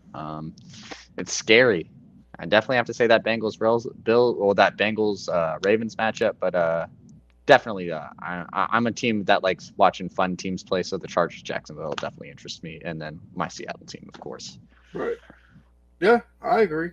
I think Chargers Jacksonville could turn out to be a really good game because That could be like we have a main event like in the UFC. You always have your main event, and then you have the people's main event. And I think that's a game that will probably be the people's main event. yeah, okay, put it that way then. Yeah, I agree with that because get Herbert versus Trevor Lawrence, both of them making playoff debut. We got all the stuff, the noise with Staley. We got to see how he deals with that and how the Chargers play. Jacksonville, you got Doug Peterson. We've seen Doug Peterson work magic when we get to the playoffs. Is Trevor Lawrence just a better version of Nick Foles where he kind of goes on a run with them? But that's a game I could see turn into a shootout.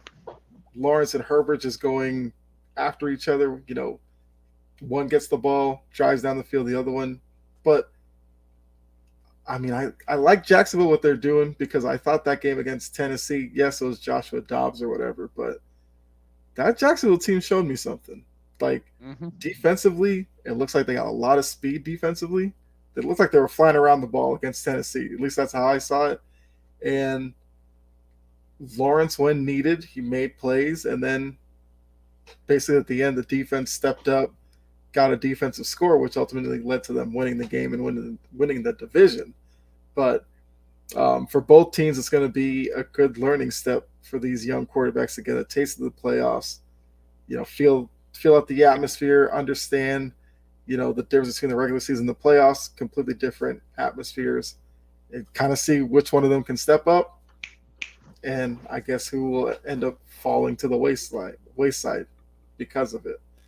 But I guess looking at the matches as well, which one's probably the worst matchup? Not saying it wouldn't be a good game necessarily, but looking at it right now, it's like, that could be a blowout. I mean, I think all of them are great outside that Tampa Bay Dallas matchup. I feel like that's the only one where I kind of look at it and it's like, for name value wise, it looks good. You got America's team versus Tom Brady. That's like, so what the NFL wants. But if both teams were good, that would be a way better matchup. Dak Prescott. The Cowboys definitely didn't do themselves any favors playing very questionable like they have. Dak Prescott hasn't done the Cowboys any favors. It's like this Cowboys team is good, but it's like you look at them and it's like, man, Tony Pollard's good. And that's how I feel about the Cowboys. Yeah, it would probably have to be that matchup.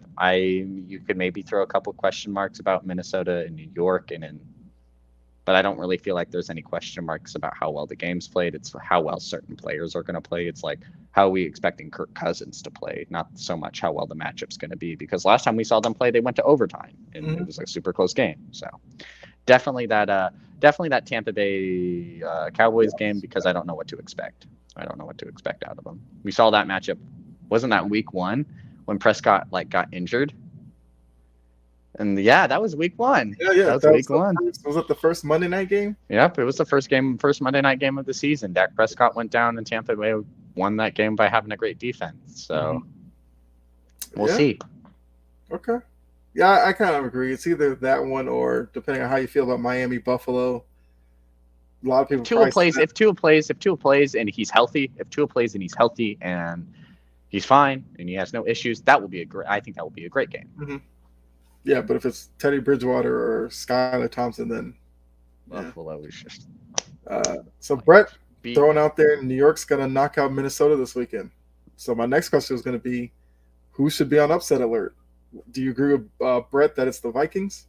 Yes, I agree. But with that being said, I'm not going to say any of my playoff picks yet. I imagine we'll probably go down that line. But with that being said, the Minnesota is definitely a team that should be on playoff watch. I've been an advocate saying that they're one of those teams that just I have not believed in all season. They've just kind of been very questionable played, and I think they've gotten, I don't want to say lucky, because at the end of the day, it's football. Like, you got to make those plays, but they've been getting lucky a little bit. They've been getting some good plays at the right times when it's needed, and it's just like, yeah, that's how you win football games. And in the playoffs, if that's how you can play, cool, because it's one and done in the playoffs. So if you can just inch by those wins, it doesn't matter at this point. But yeah, it's just how they played. They played well against Buffalo. I don't think they did anything too great in my eyes. I think they just, not Buffalo, Chicago.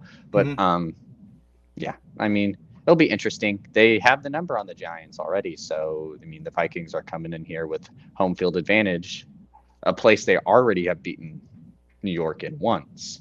So it's going to be interesting. Okay. And then the last question before we get to the picks. Looking at the Chiefs and the Eagles, the 2-1 seeds, who would have a tougher road to make it to the Super Bowl? Chiefs. I'm sorry, the NFC's weak. I mean, the Eagles have a perfect chance to make the Super Bowl. They should run ramshot over this division unless they get the San Francisco 49ers. I feel like you pair them up against, if New York wins, easy. You pair them up against Minnesota, they're winning that matchup. You pair them up against Dallas, I think they're winning it. Pair them up against Tampa Bay, Jalen Hurts is going to have a massive chip on his shoulder if he's playing Tampa Bay in round 2, especially with what they did to them last year. So I think Eagles take care of them. I feel like the only issue the Eagles have is San Francisco. And then when you look at it for Kansas City, you got Buffalo. That's going to be a tough matchup. You got Joe Burrow, a team Kansas City to Patrick Mahomes hasn't been able to beat. It hasn't been able to beat the Joe Burrow Cincinnati Bengals.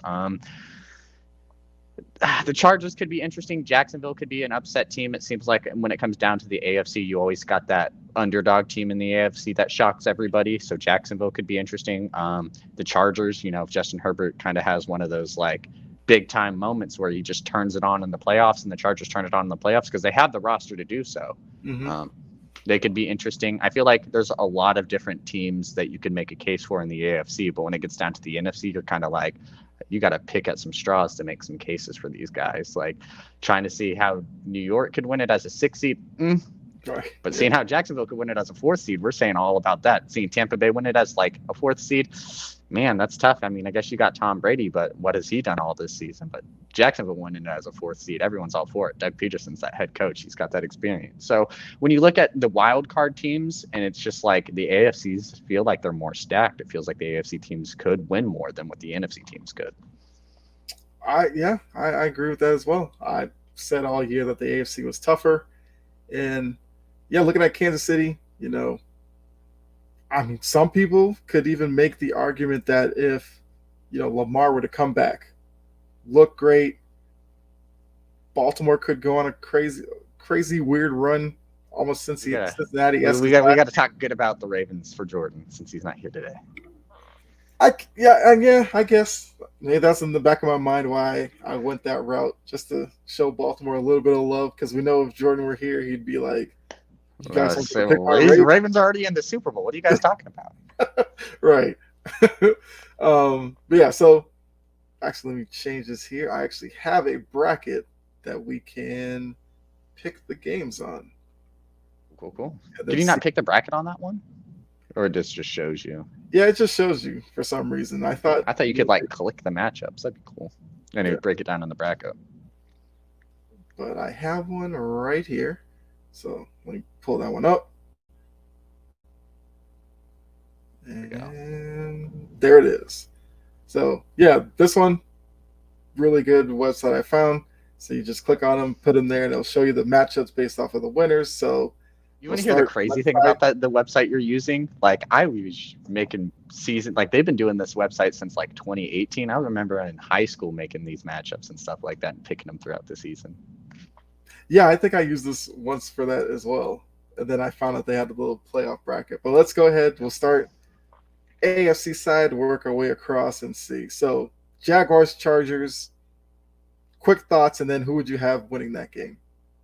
So this is a very interesting matchup for me. So there's one of two things that I think that are going to happen this weekend, and both won't happen. Either either Jacksonville's going to beat the Chargers, or the Giants are beating Minnesota. I don't see a world where both happens. It could definitely happen. I just think two upsets, because I feel like if Jacksonville wins, it's not looked like as a big upset in our eyes, but we expect the Chargers to win this game. I'm picking Jacksonville, so I think that says a lot about who I'm picking for Minnesota and New York. But I'm picking Jacksonville in this game. Last time we saw Jacksonville in the playoffs, they were hungry. They're hungry. They almost made the AFC Championship and arguably should have won. I mean, I'm a big advocate. Sorry, you're the Patriots fan. I know you feel your way, but man, I feel like Jacksonville should have maybe had a couple of calls that went their way and didn't. But be that as it may, I like Jacksonville. I like Doug Peterson. I like Trevor Lawrence. I like the energy this team has. I want Brandon Staley also to get fired. Sorry, Staley, or big Chargers fans, or if Staley's family's watching, sorry. He's not the answer for this Chargers team. Right. Definitely would want to see someone else work with Justin Herbert. So if this can, progress it, if the Chargers win by not Chargers, the Jacksonville wins by 14, 17, 20 points, get Staley out of there. Yeah. And I click on the Jaguars because I completely agree as well. I'm one of those. I like the momentum that they have right now. I trust Doug Peterson over Staley. So I think the Jaguars win this one. Like I said, it should be an exciting game. I could see it being, 3 to 6 point margin. But yeah, I like the Jaguars as well. Next game. Oh, go ahead. One more thing about that matchup is the thing that scares me is Jacksonville's going to win this game by keeping it close or gritty, or I think the Chargers are just going to run away from them, and that scares me because I want Jacksonville to have a good performance in the playoffs. If they lose, I want them to lose with grace. I just don't want them to lose by a blowout. Right. Yeah, so go to the next game. Bengals, Ravens. Quick thought, and who's your pick? I'm assuming we probably have the same pick on this one as well. Yeah, we've been pretty open about it in our group chats. Yeah, I'm going the Bengals on this one. Yes, I can't bet against Joe Burrow. I don't want to. I've been saying that I think the Bengals are probably the best team in the AFC right now. Sorry, Kansas City fans, you lost to Joe Burrow this season. Sorry, Buffalo fans, we didn't really get to see the matchup that you guys had, sadly. But with that being said, I still pick Cincinnati in that matchup. And if you guys ran it back right now, I'd still pick Cincinnati. I like Joe Burrow. I like the Bengals. I like everything that they run to the table. The Ravens have been a massive question mark when it comes to their quarterback, their offensive play, their defense. There's been so many question marks on this Ravens team. Granted, they made the playoffs. Granted, they figured it out. But that being said, I can't bet on them. There's nothing about anything that the Ravens have done this year that makes me feel confident to bet against a Joe Burrow-led Bengals team in the playoffs. And sorry, Ravens fans. Sorry, Jordan. It hurts to hear you say that. And it's not anything against the Ravens. It's just you guys aren't there. Yep. You guys aren't there. And it's it sucks. It's a divisional opponent. You never like losing to a divisional opponent in the playoffs because it's they can always hold that against you the whole season. But yeah, I got to go the Bengals on this one. Yep, I agree. All the same reasons. I'm not. Joe Burrow's almost like Brady to me, where these situations, I'm not picking against them. I'm never gonna make a Joe Burrow Tom Brady comparison because I think not when it comes to their play styles, but that mentality that he's getting that playoff mentality, he's getting that big game mentality. After he smoked the cigar after that LSU win, I think that kind of flipped a switch. I think he's kind of this winning in these big moments. I like this. Give me more of that, and exactly. He's like that. Man, this Bengals That's team what, is, that's what I love fun. about Burrow. Bills Dolphins. Once again, we probably are going the same way here. Yeah, it's hard to bet against the Bills, especially with this whole Damar Hamlin situation that went on. Exactly. We saw how they played against the Patriots. They played hungry. Like they played like they wanted to show like just how they are. That this is a Buffalo team that got a lot of question marks after the game being cut short. Them not wanting to reschedule it, not the game not wanting to be played. It was kind of like, how is Buffalo going to come into this game? Like, will it be very emotional? And it was very emotional in a good way for them. They came out like Naheem Hines literally first play kick return touchdown, and then like he got another one, so he got two of those. Yeah, this is a Bills team that if Tua plays, I think he will keep it close. I feel like if Tua does play in this game, you can't count out Miami just because, one, it's a divisional matchup, and two, we've seen this Miami team play really good when Tua's comfortable in his offense. I feel like if he does play, he will get it. It could be a close halftime score. Could even be Miami winning at halftime and everyone's like gasping. But I still think no matter what, Buffalo comes out with the win. Yeah, I agree. I think the emotional aspect of all of this is definitely going to carry Buffalo to a certain point. Now, whether they can ride that to a Super Bowl appearance, we'll have to see. But I definitely think this weekend, with a Dolphins team that's coming in with a lot of question marks at quarterback and and all of that, I think Buffalo's the better team. Josh Allen didn't have a great first half against New England, but that second half he made some throws there that was just like, I mean, you can't really cover against that. And he's one of those guys who would love to get to a Super Bowl to really kind of validate a lot of the hype that he's built up after his first couple of years, where a lot of people kind of questioned him as a quarterback. But he's playing at a really good he's level. definitely getting to that point where it's like, hey, you're gonna have. Oh. That was weird. It just paused and like refreshed for a second, but I'm good now. Okay. But I was saying Josh Allen's at that point where like he needs to like prove it. It's like he's getting a little bit older. He's been in that offense for a while. You've got the same couple of weapons. Diggs has been there for a minute. Your team's getting to the point where you're trying to bring in a lot of veteran leadership. You're trying to bring in some like just key gadget players to help you guys win a championship. John Brown coming from the practice squad was definitely a big piece, like a veteran wide receiver who's going to help out with these younger guys. Trading for Naheem Hines, obviously he wasn't a big veteran running back, but obviously he was someone that was going to do a lot more depth stuff for him and a big special teams piece, obviously. So the Buffalo's getting into that point where it's like, hey, like your guy, like we know you guys are contenders, like your window's open. Like the last couple of years we've been picking you to win the Super Bowl or make the Super Bowl, and you haven't. And it's like you need to start doing that, because it's going to get to the point where it's just going to be like, hey, Buffalo's in the playoffs. Like, okay, cool. They're just going to lose again. And you don't want to have that demeanor, because, I mean, Buffalo's already been that team making it to tons of Super Bowls and losing. Like, you don't want to be, you don't want to be like that. So it's tough. He really needs to get a win.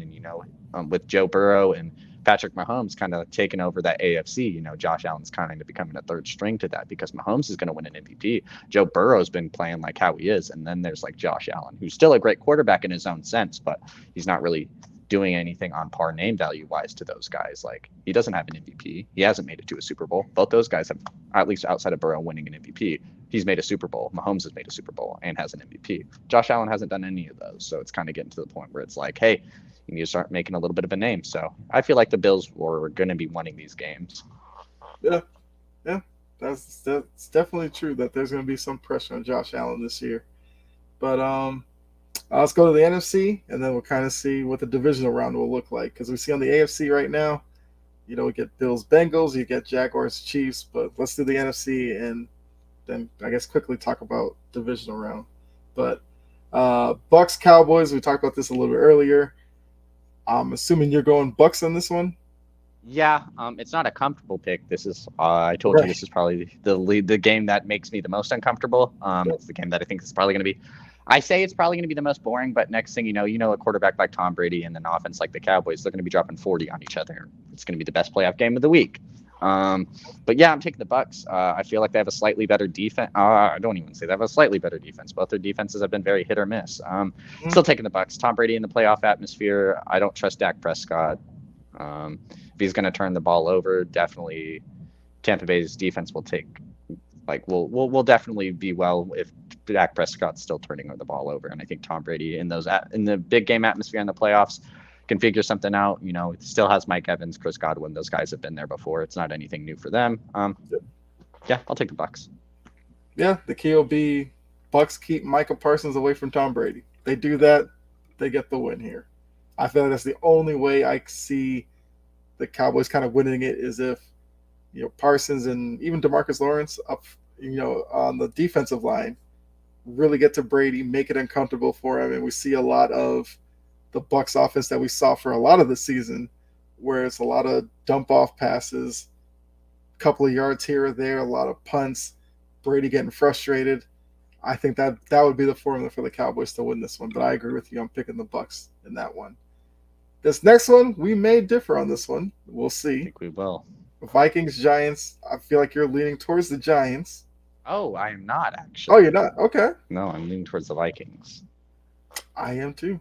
Okay, so yeah, we do agree. I'm pretty sure it was last week. I was like, man, this is like a great game for the Giants. Like the Giants could come into this and win it. And it seems like that's what a lot of people think. And when it gets down to the playoffs, when everyone's like, oh yeah, this upset's going to happen.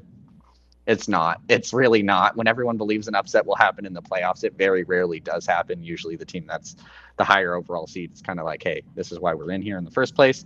I think Giants keep the game interesting. I don't feel like they're going to have as much success as they did against Minnesota the first time. For some reason, I just feel like Minnesota wins this game a little more comfortably than they did before, kind of shut out a little bit of the doubters. Like I said, I've been the biggest doubter, one of the biggest doubters of them all. But this is a game, if you get a good, comfortable win in the playoffs, no one's really going to care about what you did in the regular season. But, if you got to go into the overtime against the 6-seeded Giants for your second time in the season, going into that divisional round, teams are going to be questioning you. But if you can win this game by 10, 13, 14 points and just kind of that's it, you have a good, solid game plan. I feel like everything Minnesota's done, at least questionable wise throughout the regular season, kind of gets hushed up a little bit because they played well in the playoffs, especially with the Giants being a team that's went to Minnesota and played them already once this season. If Minnesota can win that game even more comfortably than barely beating them in overtime, I feel like that definitely says a lot more about this team. So it's just hard to pick Minnesota. I feel like the upset's probable, but I just don't see a possible way that upset can happen. It's like you have Saquon, but I don't want to bet on Isaiah Hodges to be that great receiver for you in the playoffs. I don't want to think Kenny Golladay is going to be a difference maker because when has he? So just the Giants have more play. Well, not the Giants. The Vikings have more playmakers. I feel like big game for Justin Jefferson. It seems like he likes when the lights are on him as well. Kirk Cousins doesn't, but we'll see. We'll see how that plays out. The Giants defense doesn't scare me enough to think like if Kirk Cousins gets rattled by the lights, at least he won't be too rattled by the defense. Yeah, I mean, you bring up a good point there where a lot of people are going to be watching Kirk Cousins to see how he performs because we all know, prime time, although this game is 4:30 in the afternoon, but it'll still be the only game on, so you can it'll have a primetime feel to it. So we'll have to see how Kirk Cousins does perform. But like you also said, I think that's where Jefferson can kind of factor in, where maybe Cousins is a little bit erratic, but we know Justin Jefferson has great ball skills with the ball in the air. So maybe he makes a tough catch or two that really settles down Kirk Cousins, and then they're able to kind of play their game. Because I feel like if they play their game, they should beat the Giants. They can kind of feel like all the doubt from the regular season. You can kind of release some of that with a win here, wild card weekend. Because if they lose against the Giants, it's going to be a rough offseason in Minnesota. I mean, I don't know what they'll necessarily do in terms of changes up there, but, Kirk Cousins have to sit there every day and listen to people talk about, an opportunity missed by being the 3 seed, losing in the opening round, and we don't really get to see how good the Vikings team really was. Man, if Kirk Cousins loses in this first round of the playoffs, like you definitely have to question him as your quarterback. It's like, It's like, cool, you can get us there in the regular season, but like we cannot trust on you in the postseason, and that's just not what you want as a quarterback. Like, it's cool if you can get us to the cool if you can get us there, but if you can't get us to the full destination, like, what was the whole point of the trip? Exactly. So, final game, wild card weekend. Niners and your Seahawks.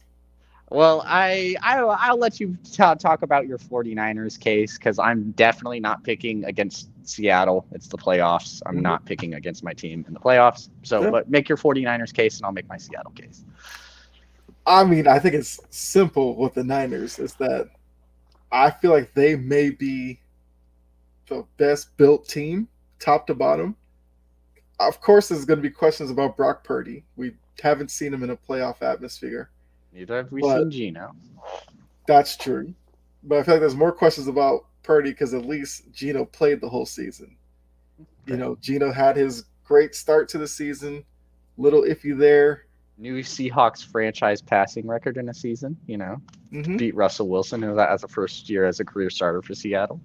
Yeah, I mean, Seattle definitely has pieces. You know, DK Metcalf, Tyler Lockett. I love Tyler Lockett. You know, I feel like he's a guy who gets overlooked Best sometimes when possession talking about. receiver in the NFL, and I'll argue anybody to death with that. No one has the toe drag skills as Tyler of what Tyler Lockett Yeah, has currently in the NFL. I mean, I'd have to think about that, but I mean, I agree. He's up there when you Yeah. talk about guys who just make catches for you when you need them. They seem to get open. Tyler Lockett is that guy. You know, they have Kenneth Walker, who really came on in his rookie season, has established himself as a number one running back. So the Seahawks definitely have pieces there. I mean, I think defensively there could be some questions, but once again, Brock Purdy, we don't know. Does he be, is he too amped for this playoffs and he starts doing things out of character? Because with him, if he just takes care of the ball, the Niners will be fine because they have enough pieces offensively, whether it's McCaffrey, who's just going to hand the ball up to, find a ways to just get the ball into Deebo Samuels, Brandon Ayuk's hand. You got George Kittle over the middle. So it's definitely set up for Purdy to do well. It's just whether or not he executes or not. But I feel like that's all gonna happen. So I definitely will go Niners here. But I'll let you go ahead and make your claim for the Seahawks. So obviously, like it's not going to be so much a claim, but I'm definitely not rooting against my team when it comes to the playoff time. I mean, good thing for Seattle in this case is we're getting a divisional opponent. Last time Yes. we played the 49ers, we played them close, and we played the Brock Purdy 49ers. So that's always a plus. The first time we played the 49ers at their home, we were game planning for, I believe it was Trey Lance went down in week 1, right? I think he went down in week 2 against Seattle, and that's when Jimmy came in. So when we did play them at their home, we were game I planning can't for remember a which Trey one Lance type was there. quarterback. Yeah. We were game planning for Trey Lance, not Jimmy Garoppolo, and that got the best of us. But also that was week 2 of the season, coming off an emotional win against Russell Wilson in Seattle. So there's going to be a lot of iffies about this game. I'm glad that we've got to play this Brock Purdy team at least once before we see them in the playoffs. We played them very close, 21-13, and my biggest takeaways from that game was at home for Seattle, so it's kind of hard to have a lot of takeaways. But the Mhm. defense played good. Our defense was able to stop Brock Purdy. Christian McCaffrey had his game, but Christian McCaffrey, that's fine. If we're able to limit the 49ers offense to 21 points, and then we're able to score on that 49ers defense, which is going to be really tough. I don't feel like this is a very unwinnable game for us. The good thing about it being a divisional game is there's always a more different approach than it just being a normal playoff game. When you have to play a team that you've already seen twice this season for a third time, there's always bad blood, there's always rivalry, there's always history. These games are always played differently. And this is probably Seattle's best chance to move on to the playoffs. I feel like if we were playing Minnesota, not necessarily saying Minnesota would be tougher, it was just I don't know. I feel like we'd have a different approach. It's the same thing if we had to play Tampa Bay, we would have a different approach. But playing the 49ers, a team we've already played once this season, is good. And then also with that being said, we're having some key pieces play, like depth pieces play well when we need them to. Marquise Brown has been a plus for a little bit of the year. DJ Dallas has been popping off very late. He's had a good last couple games. So the Seattle team is definitely going to need to be able to score on offense because I think our defense, as questionable as it's been, has been able to shut down this 49ers offense. The main takeaways from that first game is they scored, I'm pretty sure, almost all of their points in the first half, and I think they got a touchdown in the second. So that's a big difference. It's going to be rough. It's at home for the 49ers.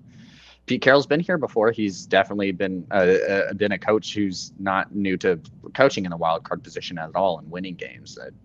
I mean, this NFC West has been stacked for a while between the Rams, between the 49ers, and even some decent Cardinals teams here and there. So it's definitely going to be a test to Pete Carroll. You know, Geno Smith's never been in the playoffs before. You know, last time the Seahawks team has made the playoffs, it was like with Russell Wilson as our quarterback, you know, different offensive coordinator, defensive coordinator, a whole bunch of different things. So, you know, this is going to be a Seahawks regime that's kind of new to the playoffs because we didn't make it last year. And Geno Smith wasn't our quarterback when we made it. You know, Kenneth Walker wasn't our running back when we made it. It was Chris Carson. So it's like we have a lot of different pieces that are in here. But, you know, I feel like this is Seattle's best chance to win. We have a lot of young guys who are going to need to play well. And hopefully the playoff atmosphere doesn't get to him. You know, I need big games from Tariq Woolen. He's going to have to cover on Deebo Samuel. You're going to need big games for other guys because we don't even have our main middle linebacker. You know, Jordan Brooks towards ACL. So it's not like we're going to have our biggest key defensive piece in our biggest playoff game. So it's going to be scary, but, you know, it's a divisional game. And I feel a little more comfortable with it being a divisional game than I do having to face any other team. So I'm not betting against my Seahawks. They're definitely going to have a rough time. But with that being said, like, you know, I'm hoping to move on to play the Eagles next. Okay. I mean, you made the argument for the Seahawks. So now, with all that, who would you pick? I'm picking the Seahawks. Okay. I'm going 100%. I'm not picking them against them. You know, I've been advocate of not picking my team, but with that being said, it's the playoffs. I can't pick against them. If I'm not picking with them, I'm picking against them. So I have to pick with them.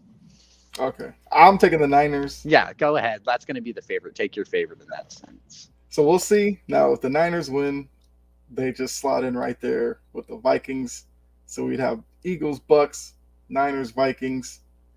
If you put your Seahawks there. Yeah, we got the Eagles and it's Bucks, Vikings. Yeah, Eagles, Seahawks, Bucks, Vikings.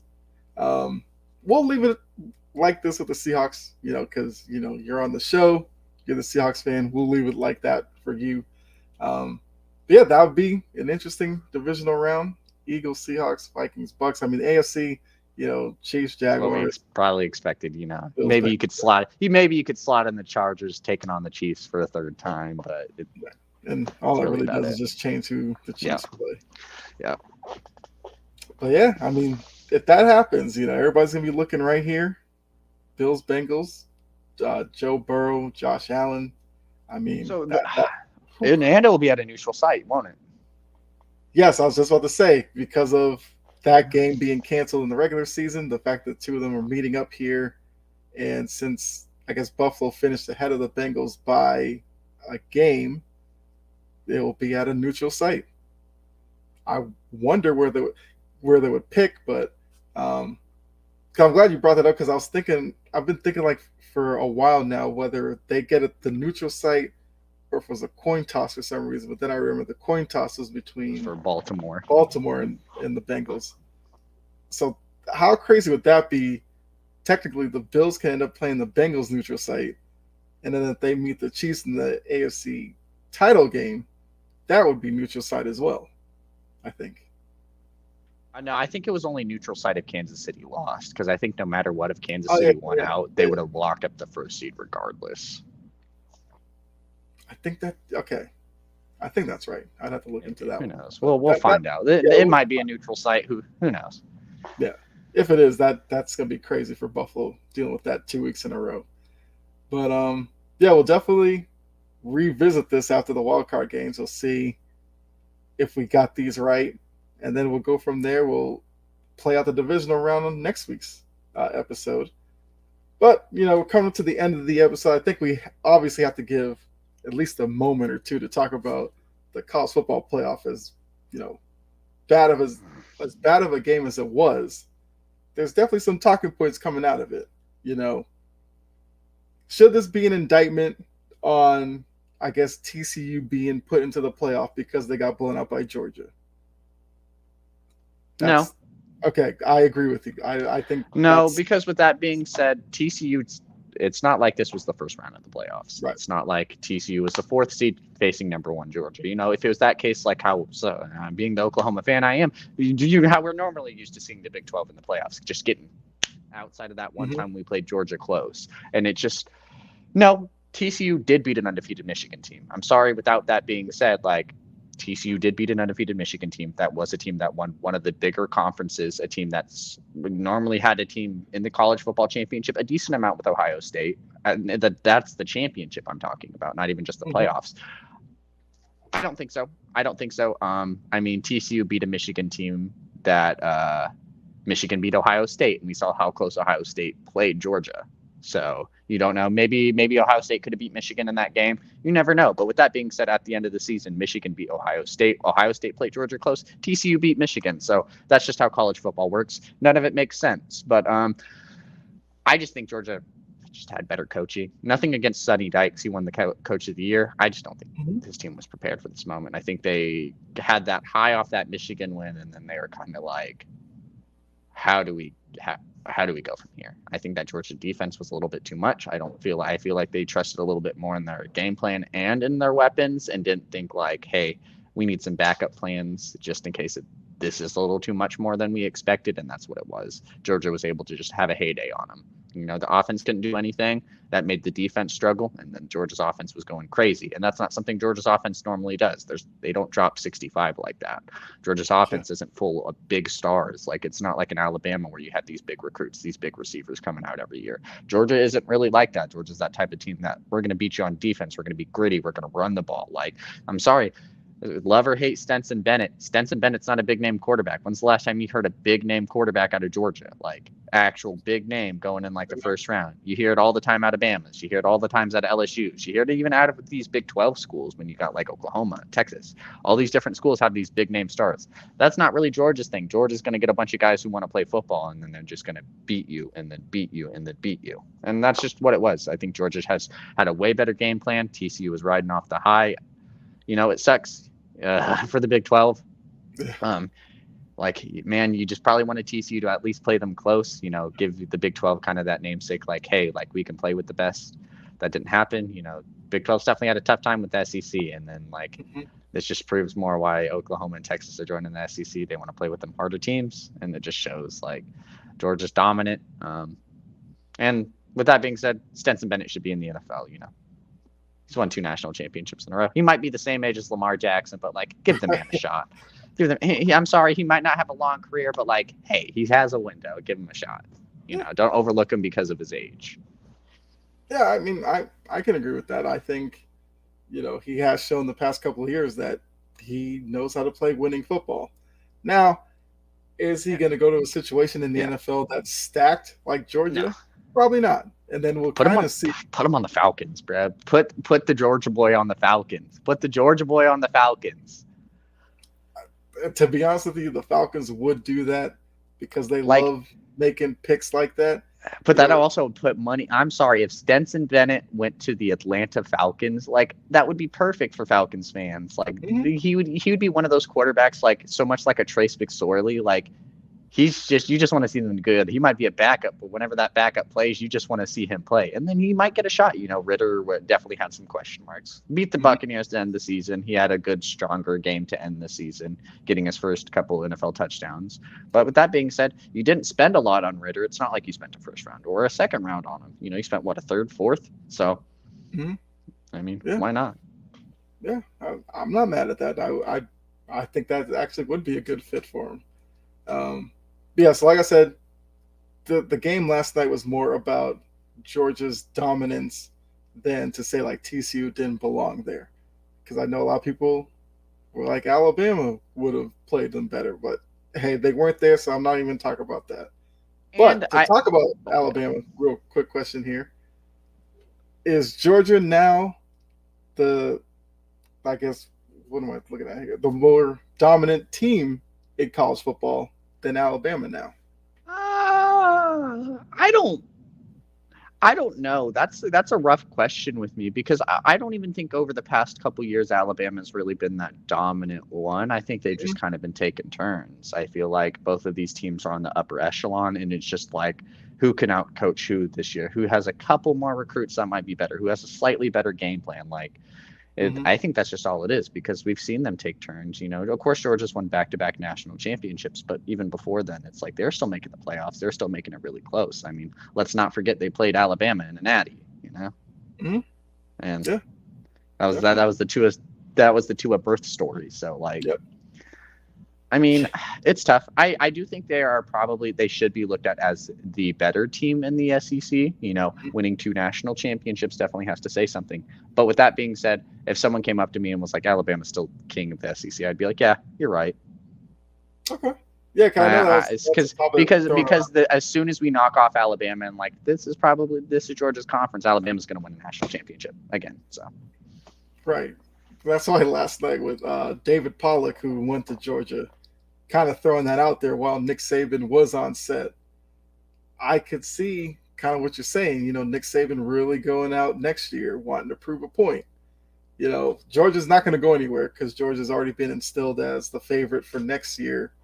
I guess the 3-peat at that point, which I guess I can't be too early because literally the college national championship was over yesterday. I don't think they're going to 3-peat. I don't think they're going to 3-peat.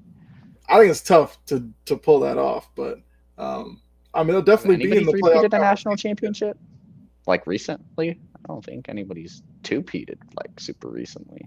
I believe Alabama was the last to go back to back, and I think that was about 10 years ago.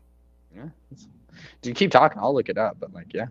Yeah, it's been a while. I know for sure Bama was the last one to go back to back, but yeah, we'll have to see with this Georgia team. You know, of course, how many guys come back because we know, like a lot of the top teams, they'll lose talent to the NFL. You know, Bennett, probably gone. I'm sure he's wasted all of his eligibility at this point.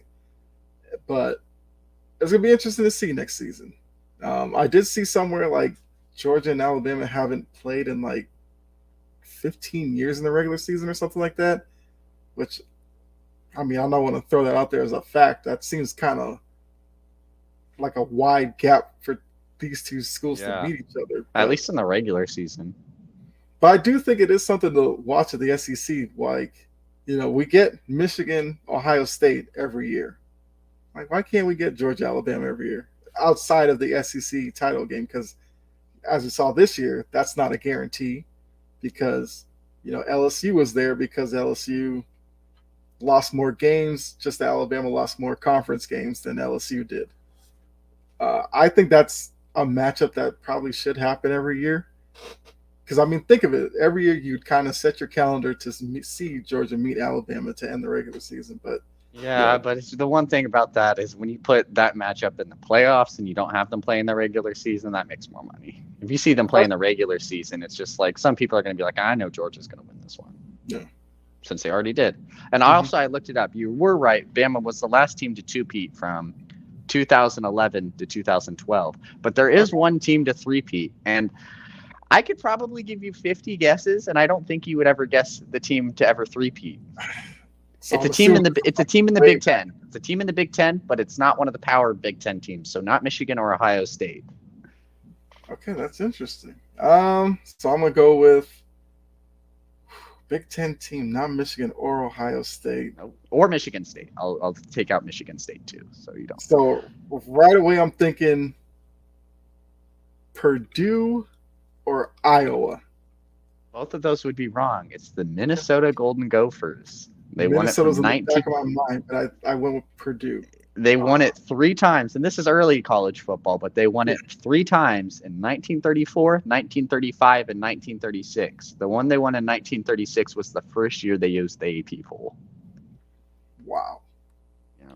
So, yeah, that's a Golden Gophers. The only team to ever 3-peat. I mean, with a stat like that, it would be a random team like Minnesota. Yeah, but Gene puts here, it's a double-edged sword. You get Bama versus Georgia regular season, you can never get in the college football playoff or SEC championship. Agreed. You can kind of look at what they did with Michigan and Ohio State as that premise. Like we already saw that matchup in the regular season. Fans did not want to see it in the playoffs. Like fans would rather have saw TCU and Michigan over Ohio State and Michigan for the second time. And people would have probably been upset if they had to see Ohio State, Michigan, and Georgia TCU because, oh man, TCU would have got smacked in that opening round and we wouldn't have got that TCU miraculous win over Michigan. So, yep, absolutely. Yeah, I mean, we definitely had to touch on that game before we got out of here. I mean, we're a little over the 2-hour mark now, so feel like it's a good place as any to stop on this episode. It was, like I said, it was just Dylan and myself tonight, but still a really good show. Jordan should be back next week. We'll definitely have playoff talk. We'll kind of see what kind of mood he's in, whether the Ravens win or not. So yeah, what kind of mood we're both in? If Seattle loses, I ain't gonna be too happy either. Well, that's true. That's true. But I mean, we know how Jordan talks about the Ravens. He'll be crushed. He's ride or die for his team. You can't hate it. Yeah, I mean, at least Seahawks will probably be a big underdog. So if they don't win it, it's like, yeah, it's disappointing, but it was kind of, I guess, predicted to happen. I think some Ravens fans are really talking their way into beating Cincinnati this weekend.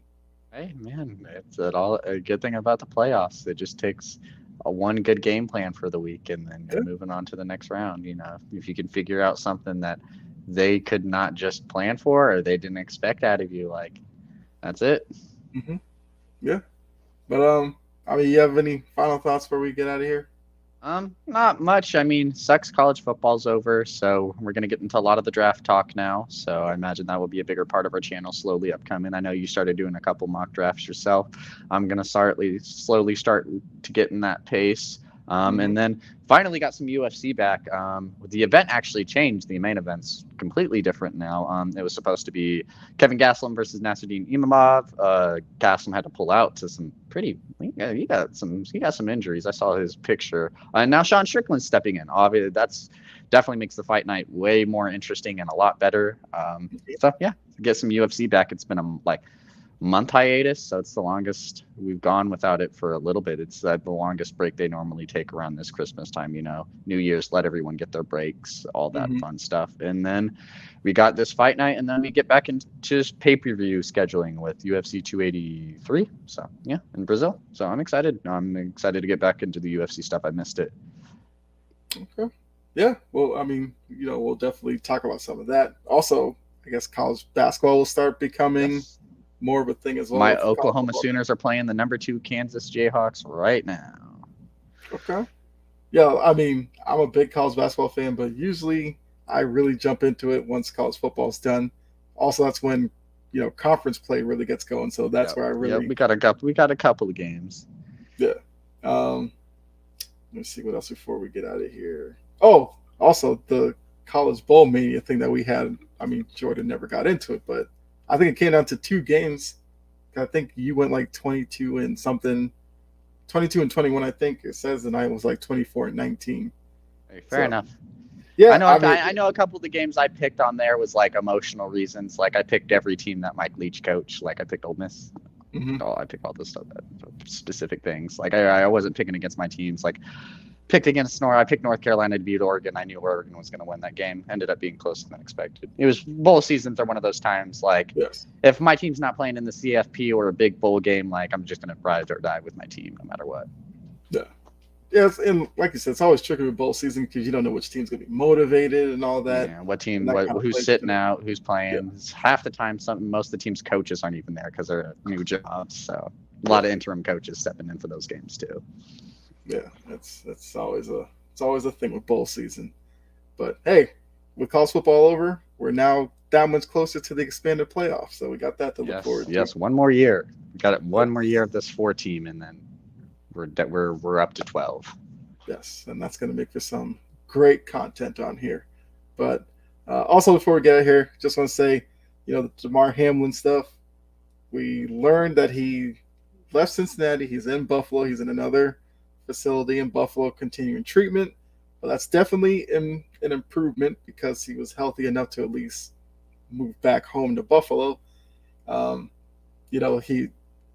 Naeem Hines was talking to Damar after the game. The cameras caught that, so it was really cool to see that because Damar, was in great spirits. Of course, I'm sure he was watching the game in his hotel room. I mean, not hotel. He tweeted it. Yeah, he tweeted it after that first kick return. He was like, "Let's go." Yeah. I mean, I knew the Patriots are going to win that one. Too much emotion behind that game. I mean, they played well, but yeah, they weren't going to beat Buffalo that day. But Like honestly, to be fair, like the Patriots like played well in that game. did. I don't think I Yes. think without that emotion, if like it wasn't that emotional game, that was definitely a winnable game for the Patriots. Yes. Just because all that emotion was in play, just screwed them. Yeah. Any other Yeah. week, the Patriots probably had a chance to win that game. I agree with that. But yeah, just saying, keep making your improvements, Damar. You know, each day is a new challenge, and if he keeps progressing this way, I'm sure he'll be out, and with his neurological and all that still intact, seems like he'll still be able to live a quality life, which I think is great to hear. But not out of the woods yet, of course, but it's looking more and more positive each day, and I feel like that's a good place to probably end the episode, because I mean, the NFL world is still thinking about Damar. We saw the teens with the Damar, whether sweatshirts or T-shirts on. All of them painting their 30-yard lines, the three, Yeah. outlining that in red. Yeah, and I'm assuming that's going to continue in the playoffs. So it's definitely great to see. But that's what sports does. It brings people together, whether crossing fan bases and all that. Everybody can just look at Damar and really say that praying for him and hope he has a speedy recovery. But thanks to Brett, Gene, and others in the chat. Appreciate everybody tuning in, and make sure you look out for other programming on Sports Empire Network, because there's a lot of great shows going on here, a lot of great things yet to come for 2023. I think it's going to be a really, really big year for the network. So with that, for myself and Dylan, it's another Big 3 episode in the book. And I guess all we can say from that is good night and enjoy the rest of your day. I'll see you guys later. Yeah. See you next week. 7 o'clock. Be here.